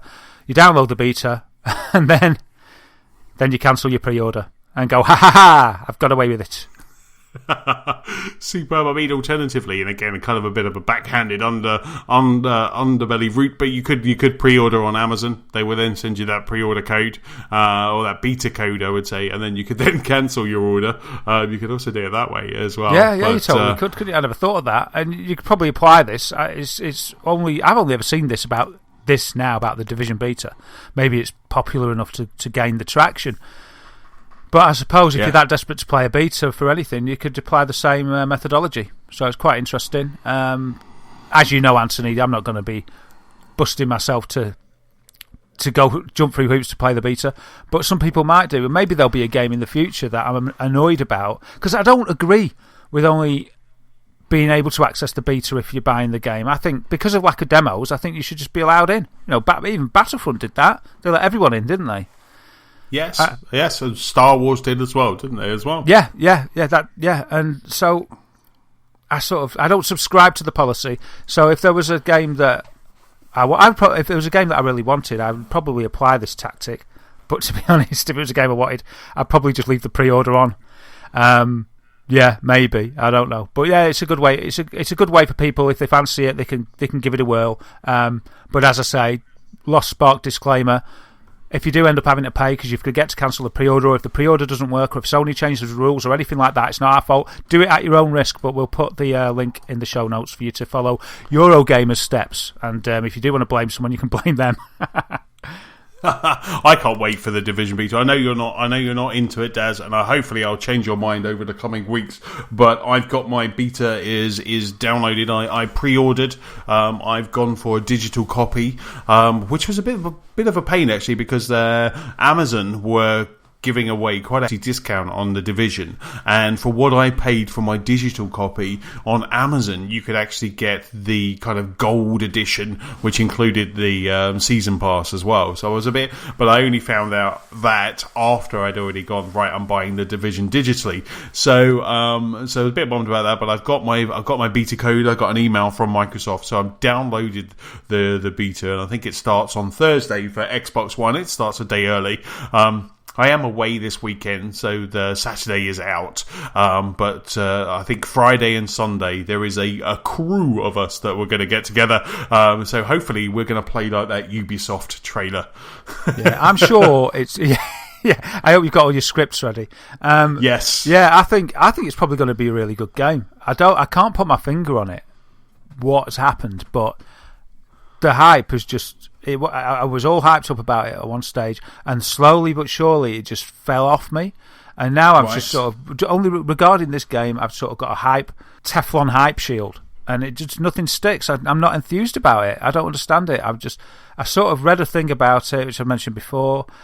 It didn't praise it very much, and my interest just diminished, and it's never come back. And I just thought, well, because there's so much other stuff. I'm sort of happy to have a break at the moment, to have a look at some other stuff. There'll probably be nothing around, and you'll be going on about it saying it's amazing. I might just end up getting it. But yeah, for some reason I'm just not interested. But I'm glad, because it means I'm not, for one small aspect of gaming, I'm not wishing my life away to the release date for something that's quite a big game. It's kind of refreshing. But it doesn't come out until March. It doesn't come. This beta is a good month to give them time to fix any of the issues, if there are any issues over the weekend. So there is still time. But you do have Mirror's Edge as well, I guess. So you do have something to look forward to in March. But from. You trust what the games I like. You know what I like, and and I played the alpha.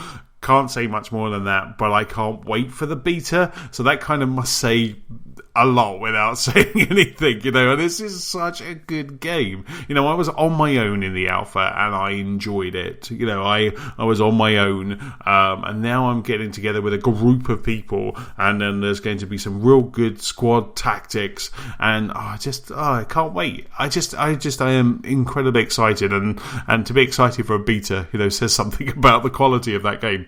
Well, yeah, absolutely. Oh, and have they dropped the companion app component? I think they have, haven't they? Yes, yeah, that's gone. So that went because a couple of E3s ago they had that app where you could just sit on your iPad and control a drone, wasn't it, or something? Yeah, exactly. Give coverage, tell people where the enemy were, and fire in some stuff for that. But they've dropped that now. Yeah, it's sort of that E3 where that was the launch of where every game had to have a companion app just because you could do it. And I don't think I've seen many where it's actually necessary or worked. No. I mean, Fallout had a great companion app, didn't it? I mean, that it still does. It's not, that has. But you're right. At that point, I think Ubisoft were just companion app crazy, weren't they? Everything had one. Rain Man had one. Yeah. It's just like had to have one. I quite enjoyed the Black Flag one, the Assassin's Creed Black Flag one, where you sent off your ships, but it didn't need to be a companion app. It could have just been its own little game, and I hate companion apps where it's necessary to play the companion app to make progress in the game or to unlock content in a game. I don't like that. I don't think it's bad. I think it's a bad policy. But yeah. I love the Forza apps that they had. The second screen Forza apps were really good because you could actually see the entire map. I think it might have been Forza Horizon, or there was a really good companion app for one of those where you could see the entire map. You could plot where you wanted to go. And it was just really good. And it was just like having a GPRS next to you. So. And it was really cool. It was really cool. Right, next piece of news is with me, and that is Star Wars Battlefront. We've all waited for this. Now, this is the Star Wars Battlefront DLC roadmap was released yesterday. So I kind of got off the train, holding my phone in my hand, just reading this, bumping into people as I was going, because EA have announced the upcoming plans for the DLC for Star Wars Battlefront. What they started with, and I've got the press release in front of me here, and what they started with saying was that obviously everybody enjoyed the free DLC, so they're going to continue with free DLC, and they're adding some new maps and some new modes. Now today, as we record, they're adding some more free content for all Star Wars Battlefront players, and that free content is, strap yourself in, it gets lengthy. We've got Tatooine Survival Map will now support the Blast, Droid Run, Drop Zone, Zero Hunt, and Heroes vs. Villains mode, and that is called Raider Camp. They have a new Hoth-themed outfits for Luke Skywalker and Han Solo. Yes! I love that one Han Solo has in Empire Strikes Back, so I love that. So they're both available. We're giving players the ability to create private matches, which makes playing with friends even easier. I quite like the idea of that. That's quite a nice addition that they've got here. They're also introducing, now this I thought was quite interesting, and I'm going to fire up Star Wars Battlefront when we're done podding.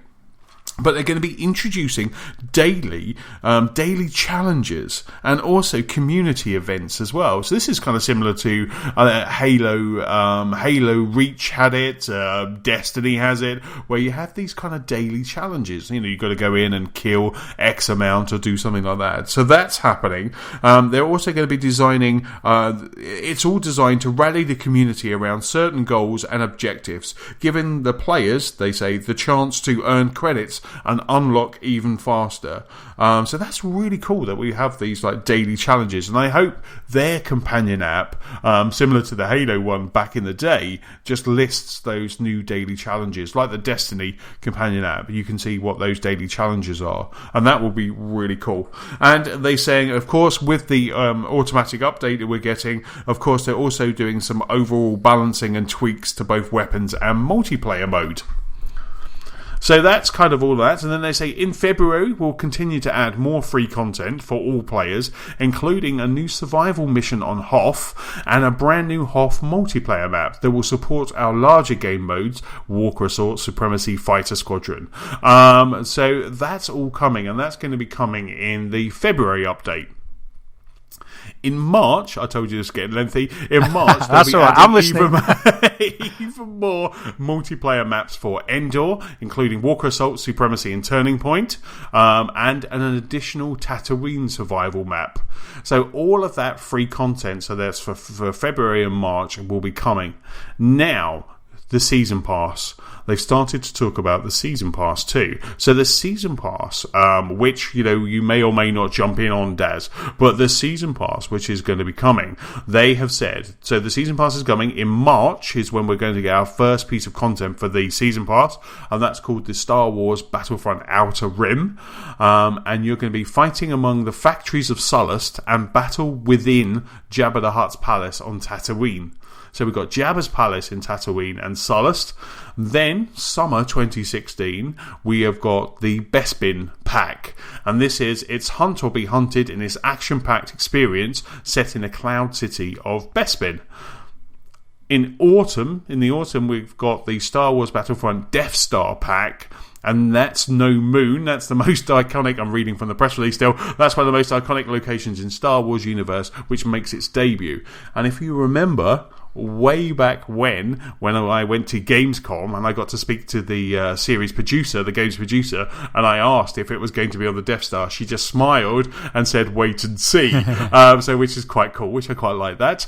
And then they also have the 4th expansion pack, which they're not talking about, and that's going to be coming out in early 2017. So that's kind of how they're spacing the Season Pass, and that's all of the DLC that we have coming to Star Wars Battlefront. Cool. Well, for me, at the moment, I haven't played it enough, so I'm happy with the locations on offer. So I'm not sort of gagging to get the Season Pass at the moment. Reading what's outlined here, the Outer Rim, the first one in March, just to me seems like it's just going to be, well, that's going to just be some new maps. So I'm content with what I've got at the moment, unless I read something that's really amazing. But I tell you what, I would love to see out of that, especially with the Jabba the Hutt's palace level. Mm-hmm. Imagine if they threw like an evolve twist in there, and they had a Rancor monster in his Rancor pit, and it turned into like evolve, and you could all team up. You know, the Rancor escapes, and you're all in Jabba's palace trying to destroy the Rancor. That'd be pretty cool, wouldn't it? That'd be really cool, actually. That'd be really cool. So, I mean, absolutely. I mean, like I say, there's nothing coming until March for the season pass, and we do get some new content in both February and March with like more survival, etc. And we need to do some more of that as well. Yeah, we keep saying that. And we really need to do it. And so you're right. There's a lot of stuff coming. I'll make the decision to see if I'm still playing it, because I have it on Xbox and PlayStation 4. So if I'm still playing it, then to whether and which platform maybe I'll jump into, if not both, at some point. So do you think the Death Star one? That's the only one that piques my interest really, and that'd be maybe when I bought it either as an individual component or the season pass at that point. So I'm looking at like autumn before I'd make the jump. And I'm thinking, well, can you have infantry battles on the Death Star? Would it inside the Death Star, I suppose? I wonder if that's what they mean. Yeah, absolutely. If you remember back to that trailer that I quizzed the producer about, that was very kind of tight corridors. It was, I remember now. Yeah, it was the Death Star corridors, wasn't it? Because when I saw the Death Star, I thought, space battles. And and like if they twinned the Death Star with being inside in the narrow corridors and everything, but you could go into the hangar and launch out and go into space and have battles out there, because they could do it in separate components, then I'd just be like, take my money. Yes. So when I saw Death Star, I was like, they're gonna incorporate it. When they said, because they said that's no moon on the press release, one of the most iconic locations, I was like, oh man, are you going to recreate the Death Star run, the trench run? I don't know how he'd do it in multiplayer, but like, wow. And I was thinking, could they? But we'll see, it's good. It's good that they're bringing out loads of free stuff. The elaboration on the season pass is a bit late, but still welcome. And I'm as I say, I'm not bored with the game at all, but I haven't had a chance to keep hammering on at it. What I did notice, because I do dip in occasionally, and I had a quick go the other night, and for the first time when I was joining a server, instead of just jumping straight in, it was coming up with looking for servers 90% full, looking for servers 80% full, 70, 60, 50% full. And I was for me, I was like, wow, are people dropping off already? Because I'd never seen that before. Have you had that? No, I haven't. Yeah, I found it a bit startling. It was like, instead of just going straight in, it was like, looking for servers 90%, 80, 70, 60. Wow. And I was like, well, when it jumped in, they were full. But it took a while, and just seeing it go to these different areas, I just thought, I haven't seen that before. I hope people aren't leaving the game. Yeah, no, that's really interesting. I mean, maybe they are. Maybe that's why they put out this press release, to get people interested again. Because they need them playing it. Then, if they're not playing it, they're definitely not going to buy the extra content. Exactly. And if they start seeing server drop-off, maybe that's why they're giving away new free content, because it's going to draw people back. And what you were talking about, the Death Star run back there, maybe that could be one of those single-player, the training missions. Yeah, like the speeder bike one. Yeah, or the Beggar's Canyon. Yeah. They've already got that, so they could easily do that. I just fired up the app, the Star Wars Battlefront app on my iPhone, and the daily challenges are there. And today you have to pick up 5 power-ups, and you get 2,000 XP. I might have a blast after the podcast. Yes. Yeah, we should jump on if you're not fed up with my voice already. I'm never fed up with your voice. It's funny, sometimes listeners, me and Anthony will finish a 3-hour podcast and then just chat about games for another hour. So I don't think we could ever stop. No, exactly. We're like, we should have kept recording. This was really good. All the best stuff comes after we stop recording. But that's really cool. I mean, I'm so glad, as you say, maybe it's a long time coming. I'm so glad we do have this roadmap now. So they've obviously given it, as we did predict before. They've given Star Wars time to just settle down, and now they're saying this is what this is the season pass. They're quite fast spaced though, aren't they? We've got March, summer, autumn, and then 2017. So there's some. And the most surprising thing about all of this, there's no mention of Force Awakens or Rogue One.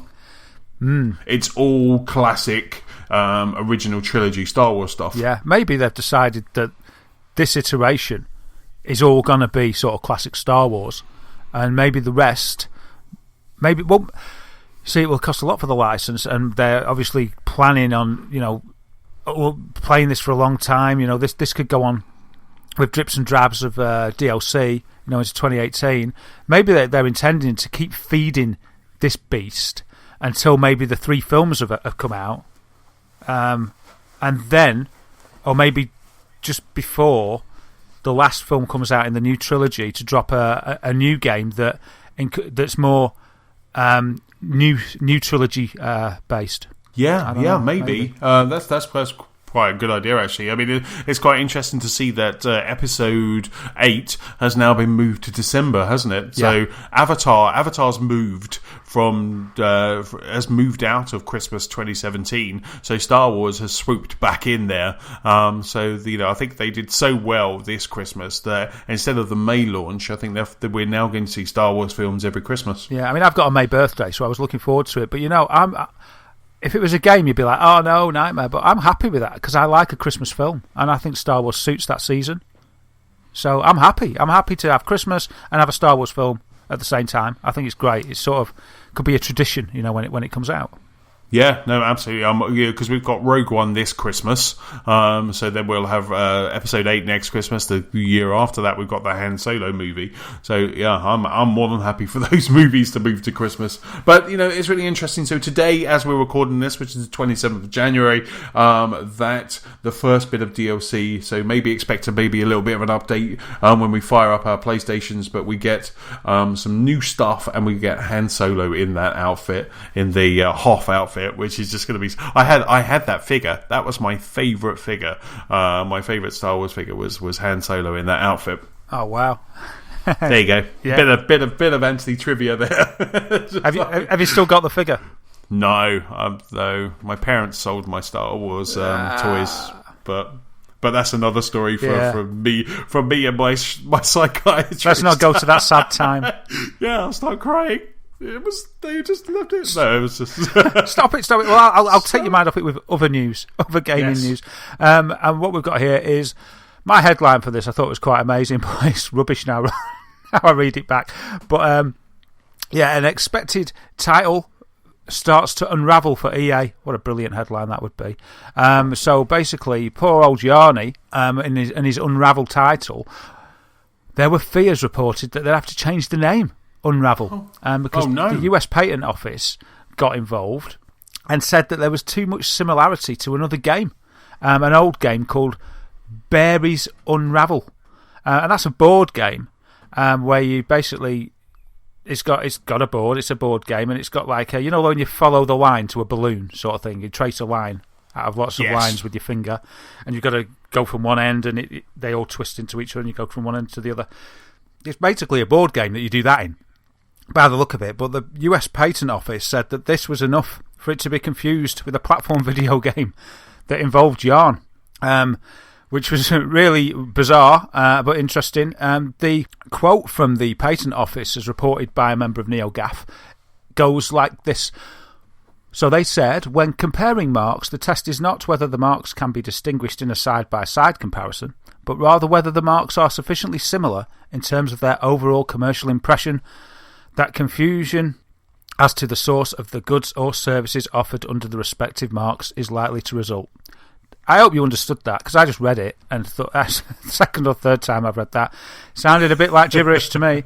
But basically they're saying it's a bit similar. Yes. So basically saying it doesn't have to be a like-to-like comparison. As long as there are similarities there, then that's when that's when they start to question it. Yeah, that's enough. So even though they're completely different, board game, video game, yarn in one, and sort of lines in the one, but I suppose it is lines to balloons or kites, which you could say would be yarn.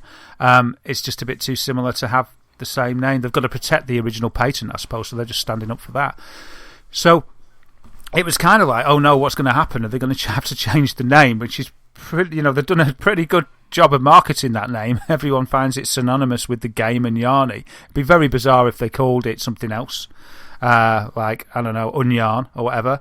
But luckily there was an update, and EA got back with an official response saying that the trademark application does not impact the game title of Unravel. So it's still going to be called Unravel, and it'll still be coming out on February the 9th. So there's no need to worry. But yeah, I just thought it was a bit strange, that... Yeah, no, absolutely. Who could have been? They could have called it something like Yarny's Great Adventures or something like that, couldn't they? Yeah. So if Yarny's Woolly World. There you go. Yeah, that wouldn't infringe on any patent. Brilliant. Well, that'd have been such a good title.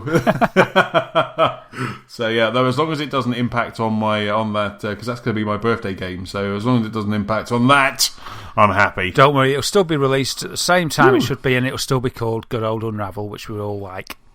Fantastic. And the next piece of news is with you as well. Oh, yeah, crikey. Well, this would be bad news for you. Mighty Number 9's delayed again. Oh, come on. Come on. So, yeah. Why? It's supposed to come out. Do you know? It's about the third time, I think, this has been delayed. Yeah. Do you remember when it was supposed to be released? April 2015. 1986. Yeah. Well, it's called Mega Man. Yes, it's called Mega Man 1. Oh, dear me. So, yeah, and then it got moved to September the 15th. Then it got moved to same as Unravel, February the 9th. So you could have enjoyed that as a twin birthday game. But they've moved it again to spring 2016 at the earliest. So, yeah, wow. At the very earliest. So this was a Kickstarter, wasn't it? Yeah, it's a Kickstarter. It's hard to make games. It's probably a very small team and stuff, but yeah, they sent out the update. I don't know if it was today or yesterday, 2 days ago. They sent out the update to the backers of the original campaign on Kickstarter. And then the developer's concept CEO, Keiji Inafune, what a cool name. Yep. He said that basically because there's bugs inside the network modes and problems with matchmaking, so it's online problems are causing the reasons for delay. And he said the problems themselves are caused by the large number of supported platforms that the game's going to. And he'd like to confirm everything to be ready before providing a new release date. And they expect to do so in spring, but that's going to be at the earliest. My sort of slant on this is maybe they bit off more than they could chew. They should have maybe just said, right, let's go for PS4, as that's got the most install base. If that was me and you, and we were having a chat about it, it's kind of like we can't do everything. We'll do it on PS4, and then we'll do we'll do a tiered release. So we'll engineer it for one platform at first. And it's as if trying to do it, trying to create the game on all these platforms is it slowed them down, so... Yes, yeah, absolutely. They paid the price. I don't know if they've learned a lesson from that, and maybe next time it'd be, look, we'll do it on here first, PS4, then Xbox, then PC, or whatever.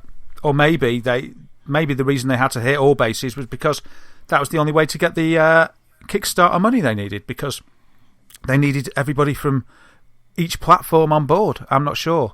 But it seems that releasing to so many platforms and... having to do the netcode for so many platforms has come a cropper. But it's interesting though, isn't it? Because a game like Mega Man, which this is the spiritual successor to Mega Man, I wouldn't think of this of having any network functions or features.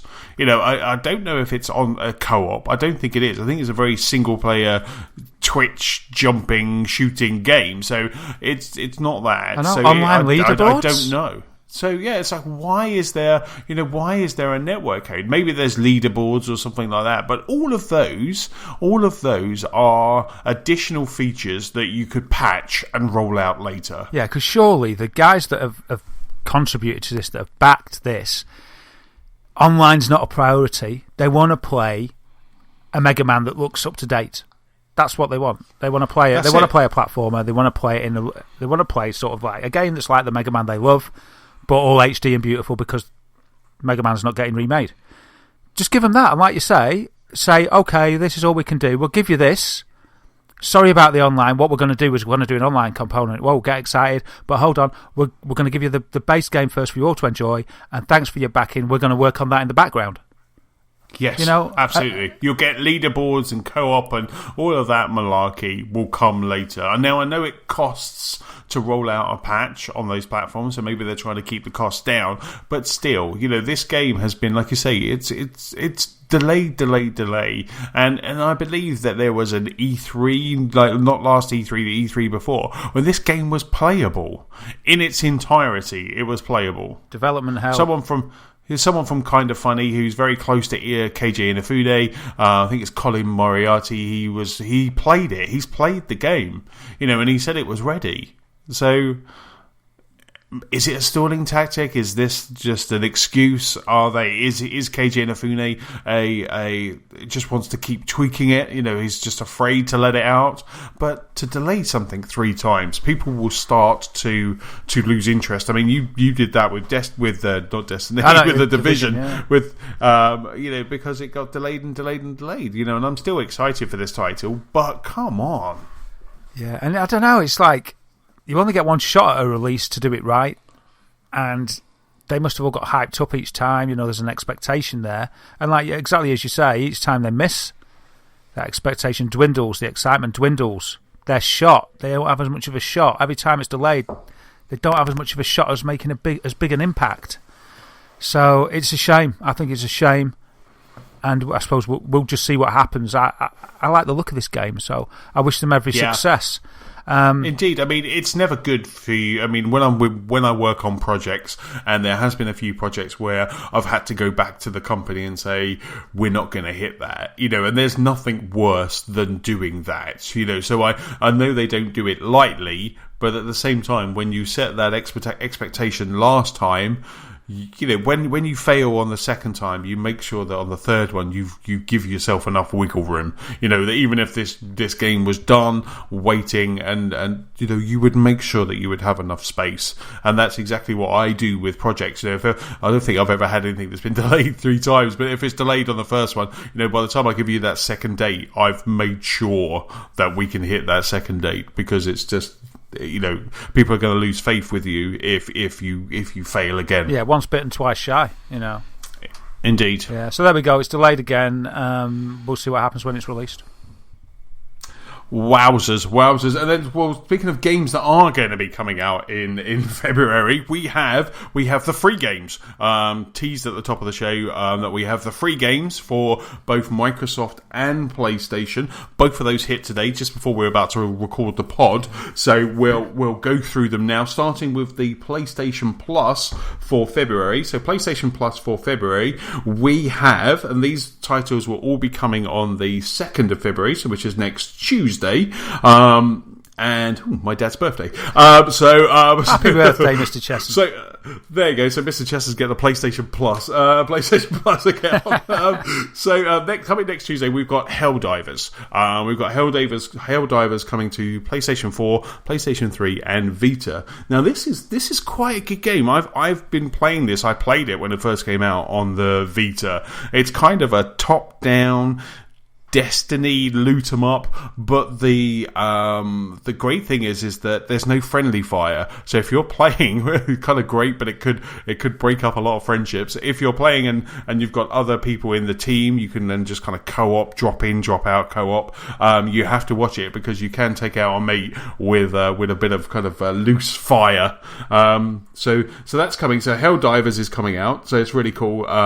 It's very interesting. I think you'll actually like that, Daz. I think it'll be right up your street. Yeah. From what I've read about it, it sounds really good, and a game that perhaps didn't get the recognition it deserved on release. So hopefully this will reignite a spark of interest in it. It really will. We've also got Nom Nom Galaxy, which is a great name. So Nom Nom Galaxy, so that's coming out. That is I'm just reading now again from the press release.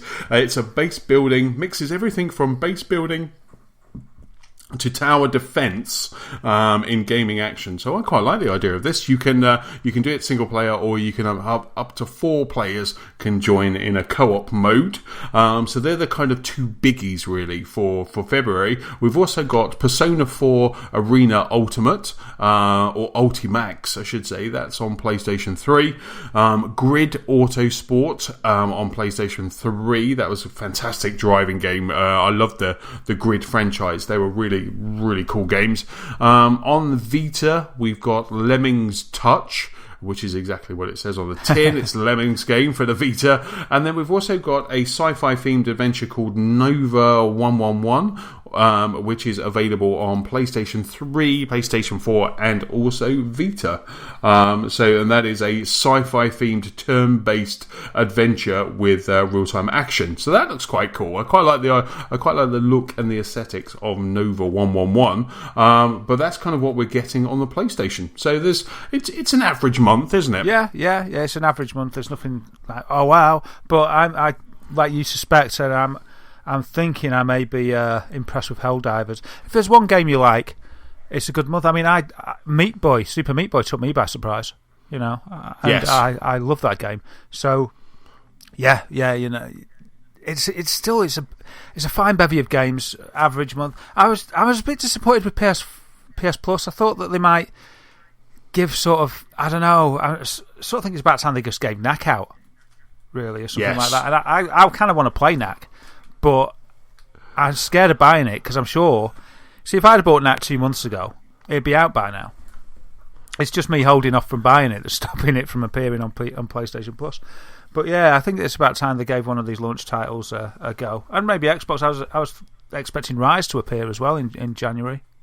Which you never did. Yeah, no, I'm really surprised because I'm like you know, I kind of want to play Knack. I've heard some good things, I've heard some bad things about it, but I'd like to have a go of it, even if it was just a demo, just to kind of see what it's like, because that's Mark Cerny's game, isn't it? Is Mark Cerny the creator of the PlayStation? Mark Cerny, yeah. Cerny, yes. So that's his game. I thought you said Mark Sony. I was thinking that'd be a cool name. Do you know what? I did. I thought his name was Mark Sony. And he ended up working at Sony. Wow. Yeah. I just thought it was a serendipitousness of his name and his career. And then, right, so over on Xbox, so Games with Gold, for anyone with a gold membership, we have coming, starting on February the 1st, so which is Monday, we've got Hand of Fate for Xbox One. So Hand of Fate is a card game. So it's a kind of a card strategy game that mixes a little bit of tarot in there as well. That's the Hand of Fate. So that's the 1st until the 29th. We also have on Xbox One, we have Stick, Master of Shadows, which was a very kind of stealth 'em up game that was available on the PlayStation 4 PS Plus a couple of months ago. Yeah. So and that was it's quite a nice looking game, quite a fun almost Thief Assassin's Creed-esque, if you will. So that's the 2 games that we got for Xbox One. On Xbox 360 that are also playable on Xbox One, we have Sacred Citadel. And Sacred Citadel, I have an email. He says, flicking through his email, I have an email from Microsoft that explains exactly what Sacred Citadel is. And what is it? I can't wait to hear. I'm on the edge of my seat, even more than we have both been with Until Dawn. Sacred Citadel is a brawler set in a medieval world of Sacred, in which swords and sorcery coexist in an ever-shifting landscape. Wow. There you go. Who writes these? So we have that, which is available from the 1st to the 15th. And then from the 16th to the 29th, we've got Gears of War 2. Hey, that's all right. So Razor Hell is available. So Gears of War 2 becomes available again. Gears of War 2 will be available on Xbox One. So both of those games will. You just need to bag them on Xbox.com, and then they appear in your compatible titles if you're using your Xbox One. Yeah, some great games coming out on 360 Games with Gold, because it's got such a great back catalogue.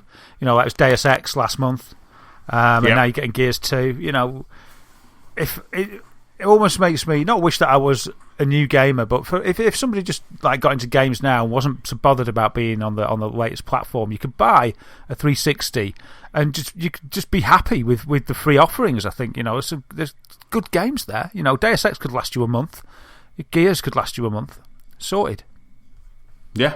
No, indeed. Gears of War 2 was quite a good game. It was a really good game, actually. Not just quite a good game. It was a really good game. So that's available. And there's no collection. We didn't get an up-resed Gears. So that's kind of all we've got. So that's I think that's a great one. Maybe they'll continue releasing them. It's quite interesting because if you did buy Gears Ultimate before Christmas, you got codes for all of those, didn't you? Yeah. So maybe they'll bring out 3 next for the 360. Yeah. It's 3 and then the other one, whichever the other one. Oh, yeah, that doesn't count. Judgment. That's quite a good game, I say with a high voice. I don't know why I went high. You know why you went high, because it's not true. Because it's That's not your true. tell. Right.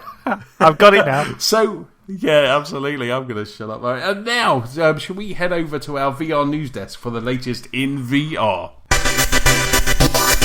VR desk. Yeah, of course. And here we are. Here we are now, here at the VR desk.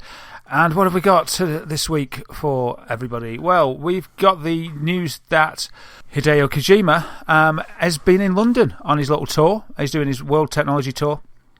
And yeah, he's with Mark Sony, actually, isn't he? On his little tour. Yes. Mark Sony. I think Mark Sony's a cool name. And yeah, so he's been to Sony's London studio and he tweeted out a few pictures so we could see him playing on PSVR. And, most people, you think, waving their arms about or in a VR headset, probably look, I don't know, a bit of an idiot, but Hideo Kojima still manages to look cool. I think he looks cool. Know how he does it. You're right. He's got two glowing balls in his hand, and he just still looks a dude. He does. He just looks cool, and it's like I hope I look as cool as that. He's got his. Well, that's the picture that we can have in our heads while we're playing VR. That we look that. Yeah, cool. He looks cooler than Mark Cerny, who stood behind him, doesn't he? You can see his intent on what he's doing. He just looks cool. He's just a geezer. So yeah, he's tweeted out some pictures, and he looks happy. He looks happy. He does indeed. He seems to be doing a whole tour, doesn't he? At the moment, he's going around all of the Sony first-party studios worldwide. Him and Mark Cerny seem to have a bit of a Thelma and Louise going on. They seem to be travelling. To all of these different. Offices looking at what they're doing. He's looking at new tech, isn't he? He's just looking at what he can do for his next game. Yeah, I think he touched down in Amsterdam today. Right. From what I read. He met Midjor while he was in London, who he referred to as his soul master on Twitter. And Midjor gave him a vinyl that exists, only one exists in the world, which is pretty cool, isn't it? That's just so cool. I did notice that the picture that you were talking about where Hideo Kojima is playing VR, in the background, did you see the background has all been blurred out? Someone got paint and they started crudely blurring out whatever that stuff is behind. And now I think it's kind of it's the Studio London's next game, isn't it? Yeah, it's their new secret VR game, and so Hideo Kojima's got to.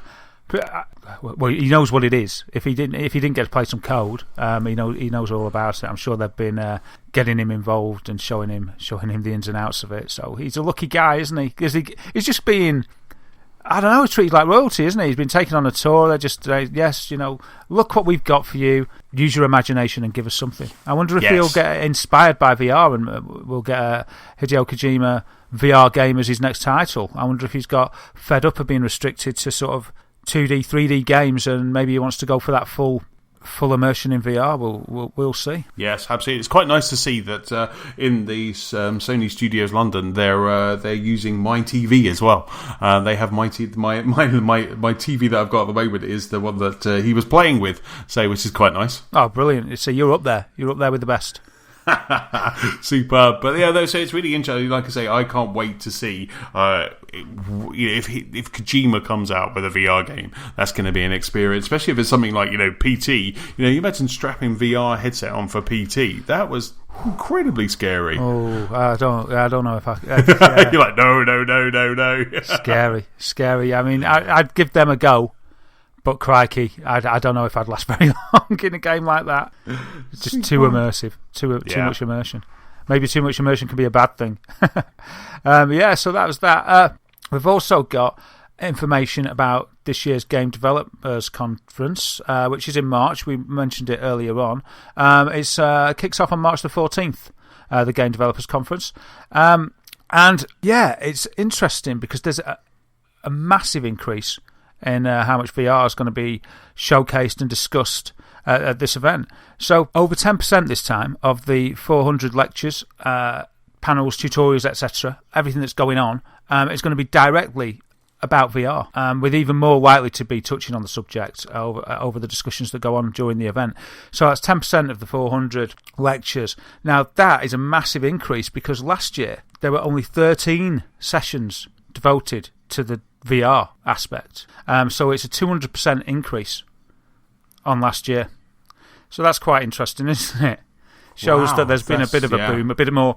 Maybe people, the jury was still out last year, whereas now it seems that there's definitely an increase in interest and, in development in general. So, it's a massive increase, 200% increase in VR sessions at the Gamers Development Conference. So that's really interesting, and it's sort of, hopefully will, if you're on the fence, or if like me, you've been passionate about it, but as it gets closer, you're sort of thinking, oh no, is it going to take off?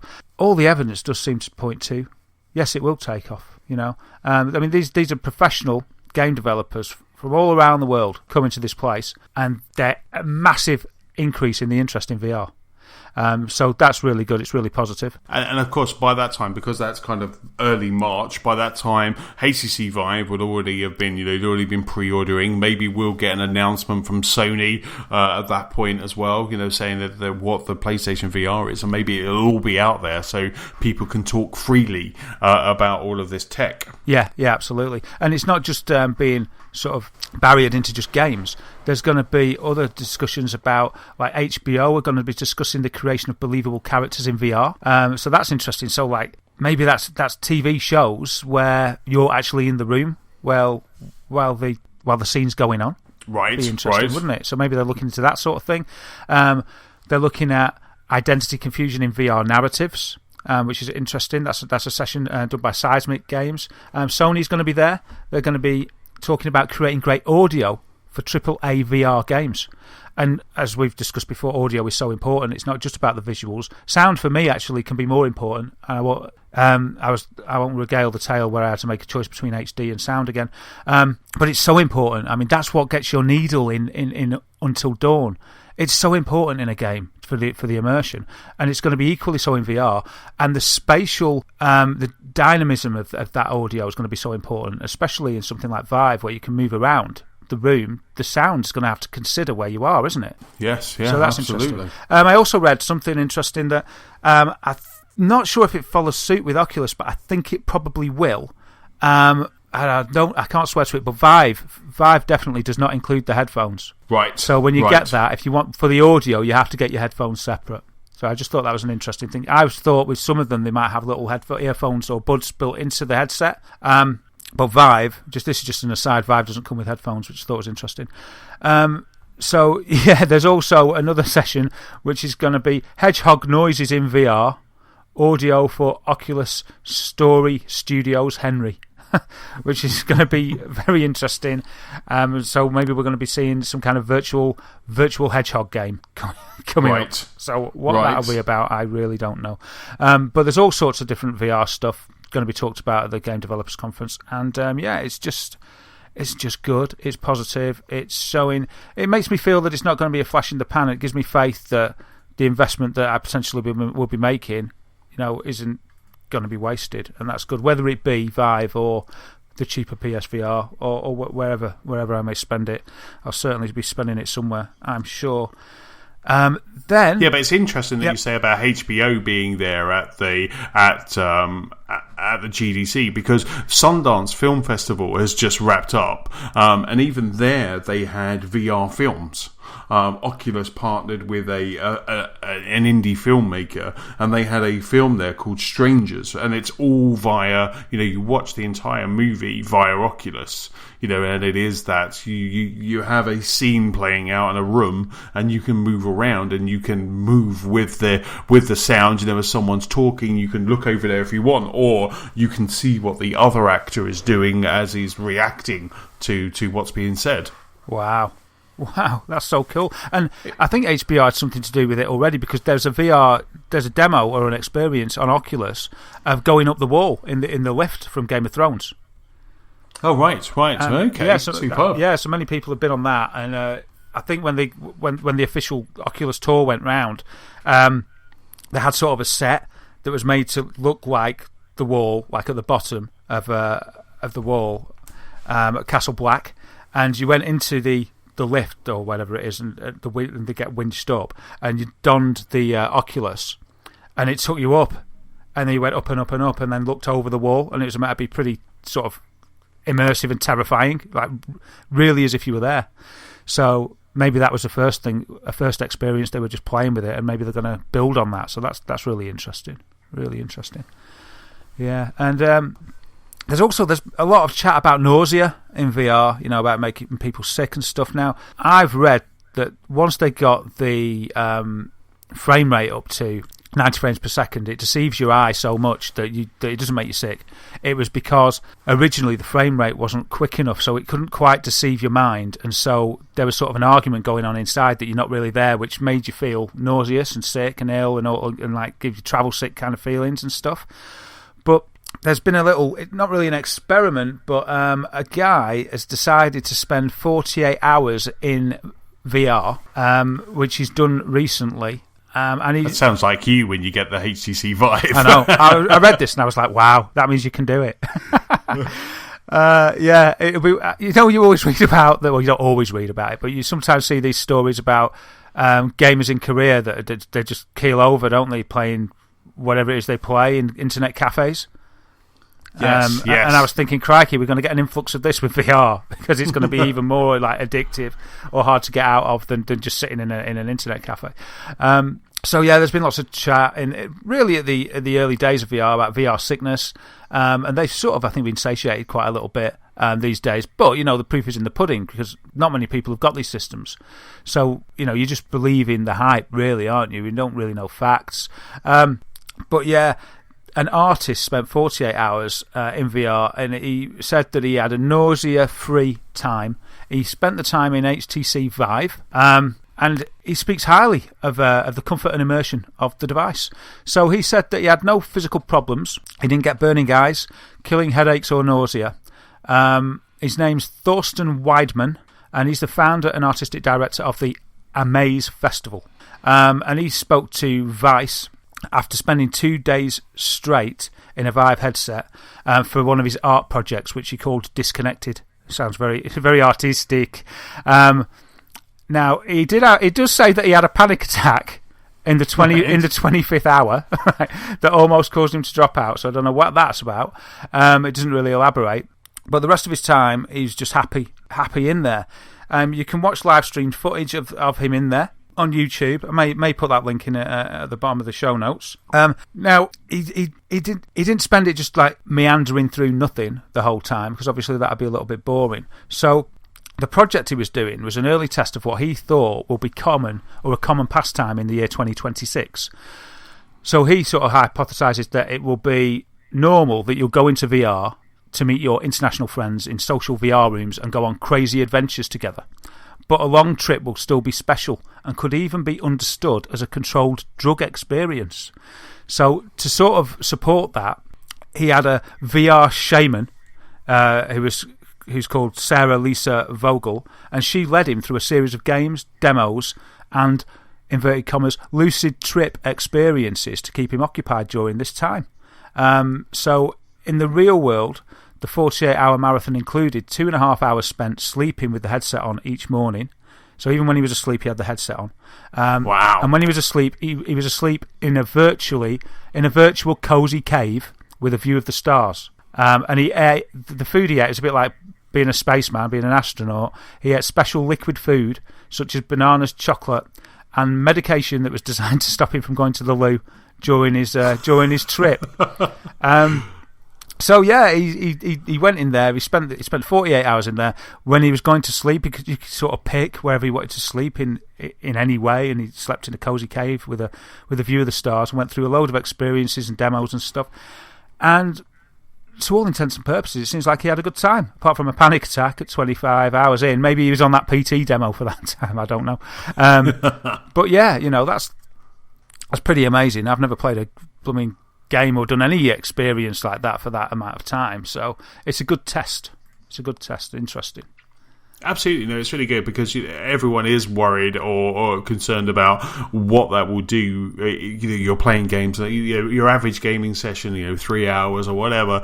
You have had to be immersed in VR. Whether you're going to come out and your eyes are going to hurt, you got a headache. So having something like that, it's a fantastic experiment, and it's also a really good advert as well, isn't it, for VR to just say that this tech is great. Because I would wonder, anything like strapped to yourself for 48 hours, it could start could feel heavy, could start rubbing on your ears or whatever. But that's really cool. I quite like that. That gives me hope that you won't want to take it off. You want to continue playing The Witness, if you will, in VR. You wouldn't want to stop kind of doing the VR part to just continue gaming. Yeah, it's quite amazing if he's comfortable enough to sleep in it.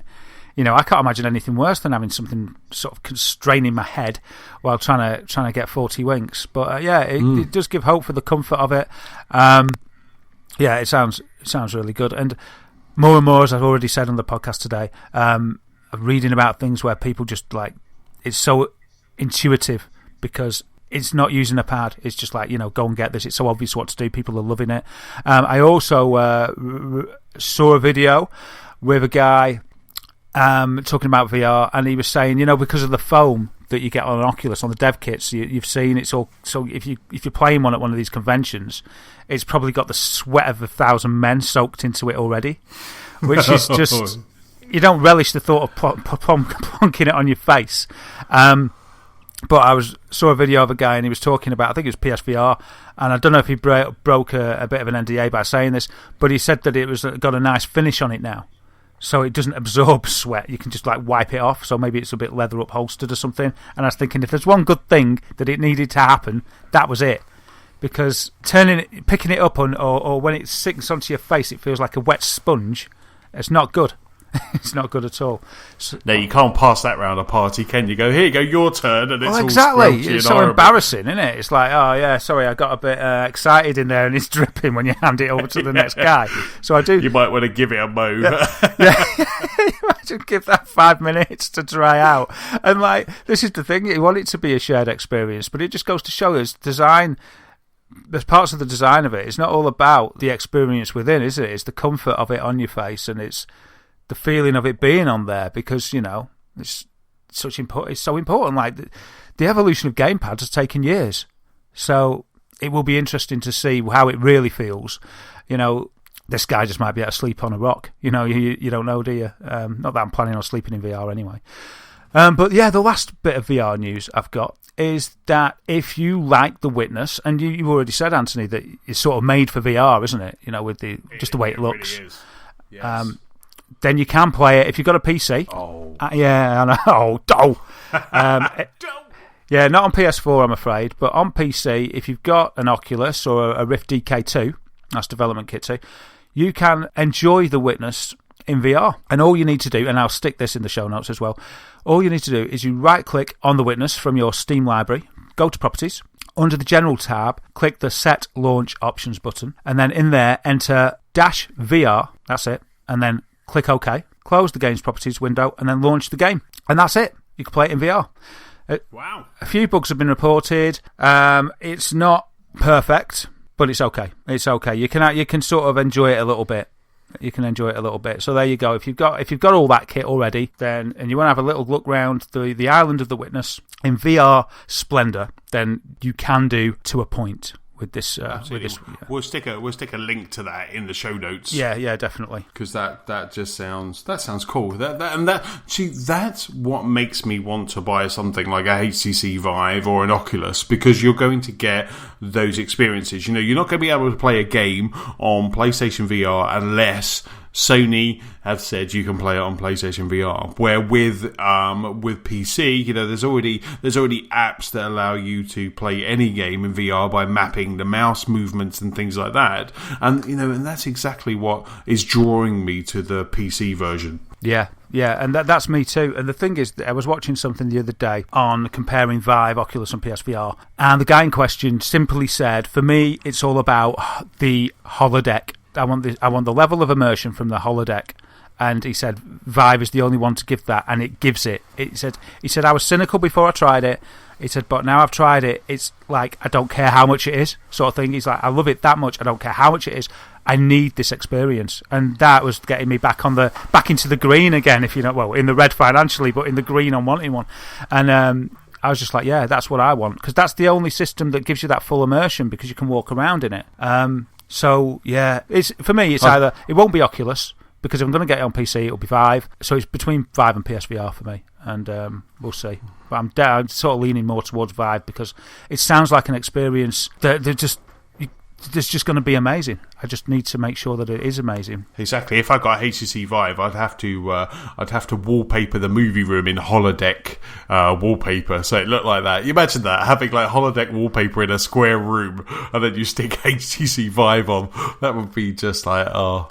That's the dream, Daz. That's the dream. It is, mate. Well, we'll see. We'll see. We're not far from finding out what all these experiences are going to be like properly. We're going to hear it properly. Only a month away. And that's about it for this episode. So thank you very much for listening to this episode. Don't forget, you can keep up with us at gamersoftheLostSpark.com. You can also find us on Facebook, on Twitter. We're at LostSparkPod. We're on YouTube and also on the PlayStation 4 community, Gamers of the Lost Spark. Darren, where can we find you? Yeah, you can get me as Wythermater on PS4, Xbox One and Twitch, and Dazagamer on YouTube, and at Dazwitten on Twitter. For me, I am Chessman on Xbox Live. I'm PS-Chessman on the PlayStation Network, and Chessman UK on Twitter. If you have any feedback, please send it to our email address. That's feedback@gamersoflostpark.com. Also, if you're feeling generous, please leave us a review on iTunes. It helps the pod get noticed and get onto that all-important main page. That's about it. So, Daz, should we go and fire up Star Wars Battlefront? Yeah, of course. Awesome. Thanks very much. Thanks for listening. Bye. Thank you. Bye-bye.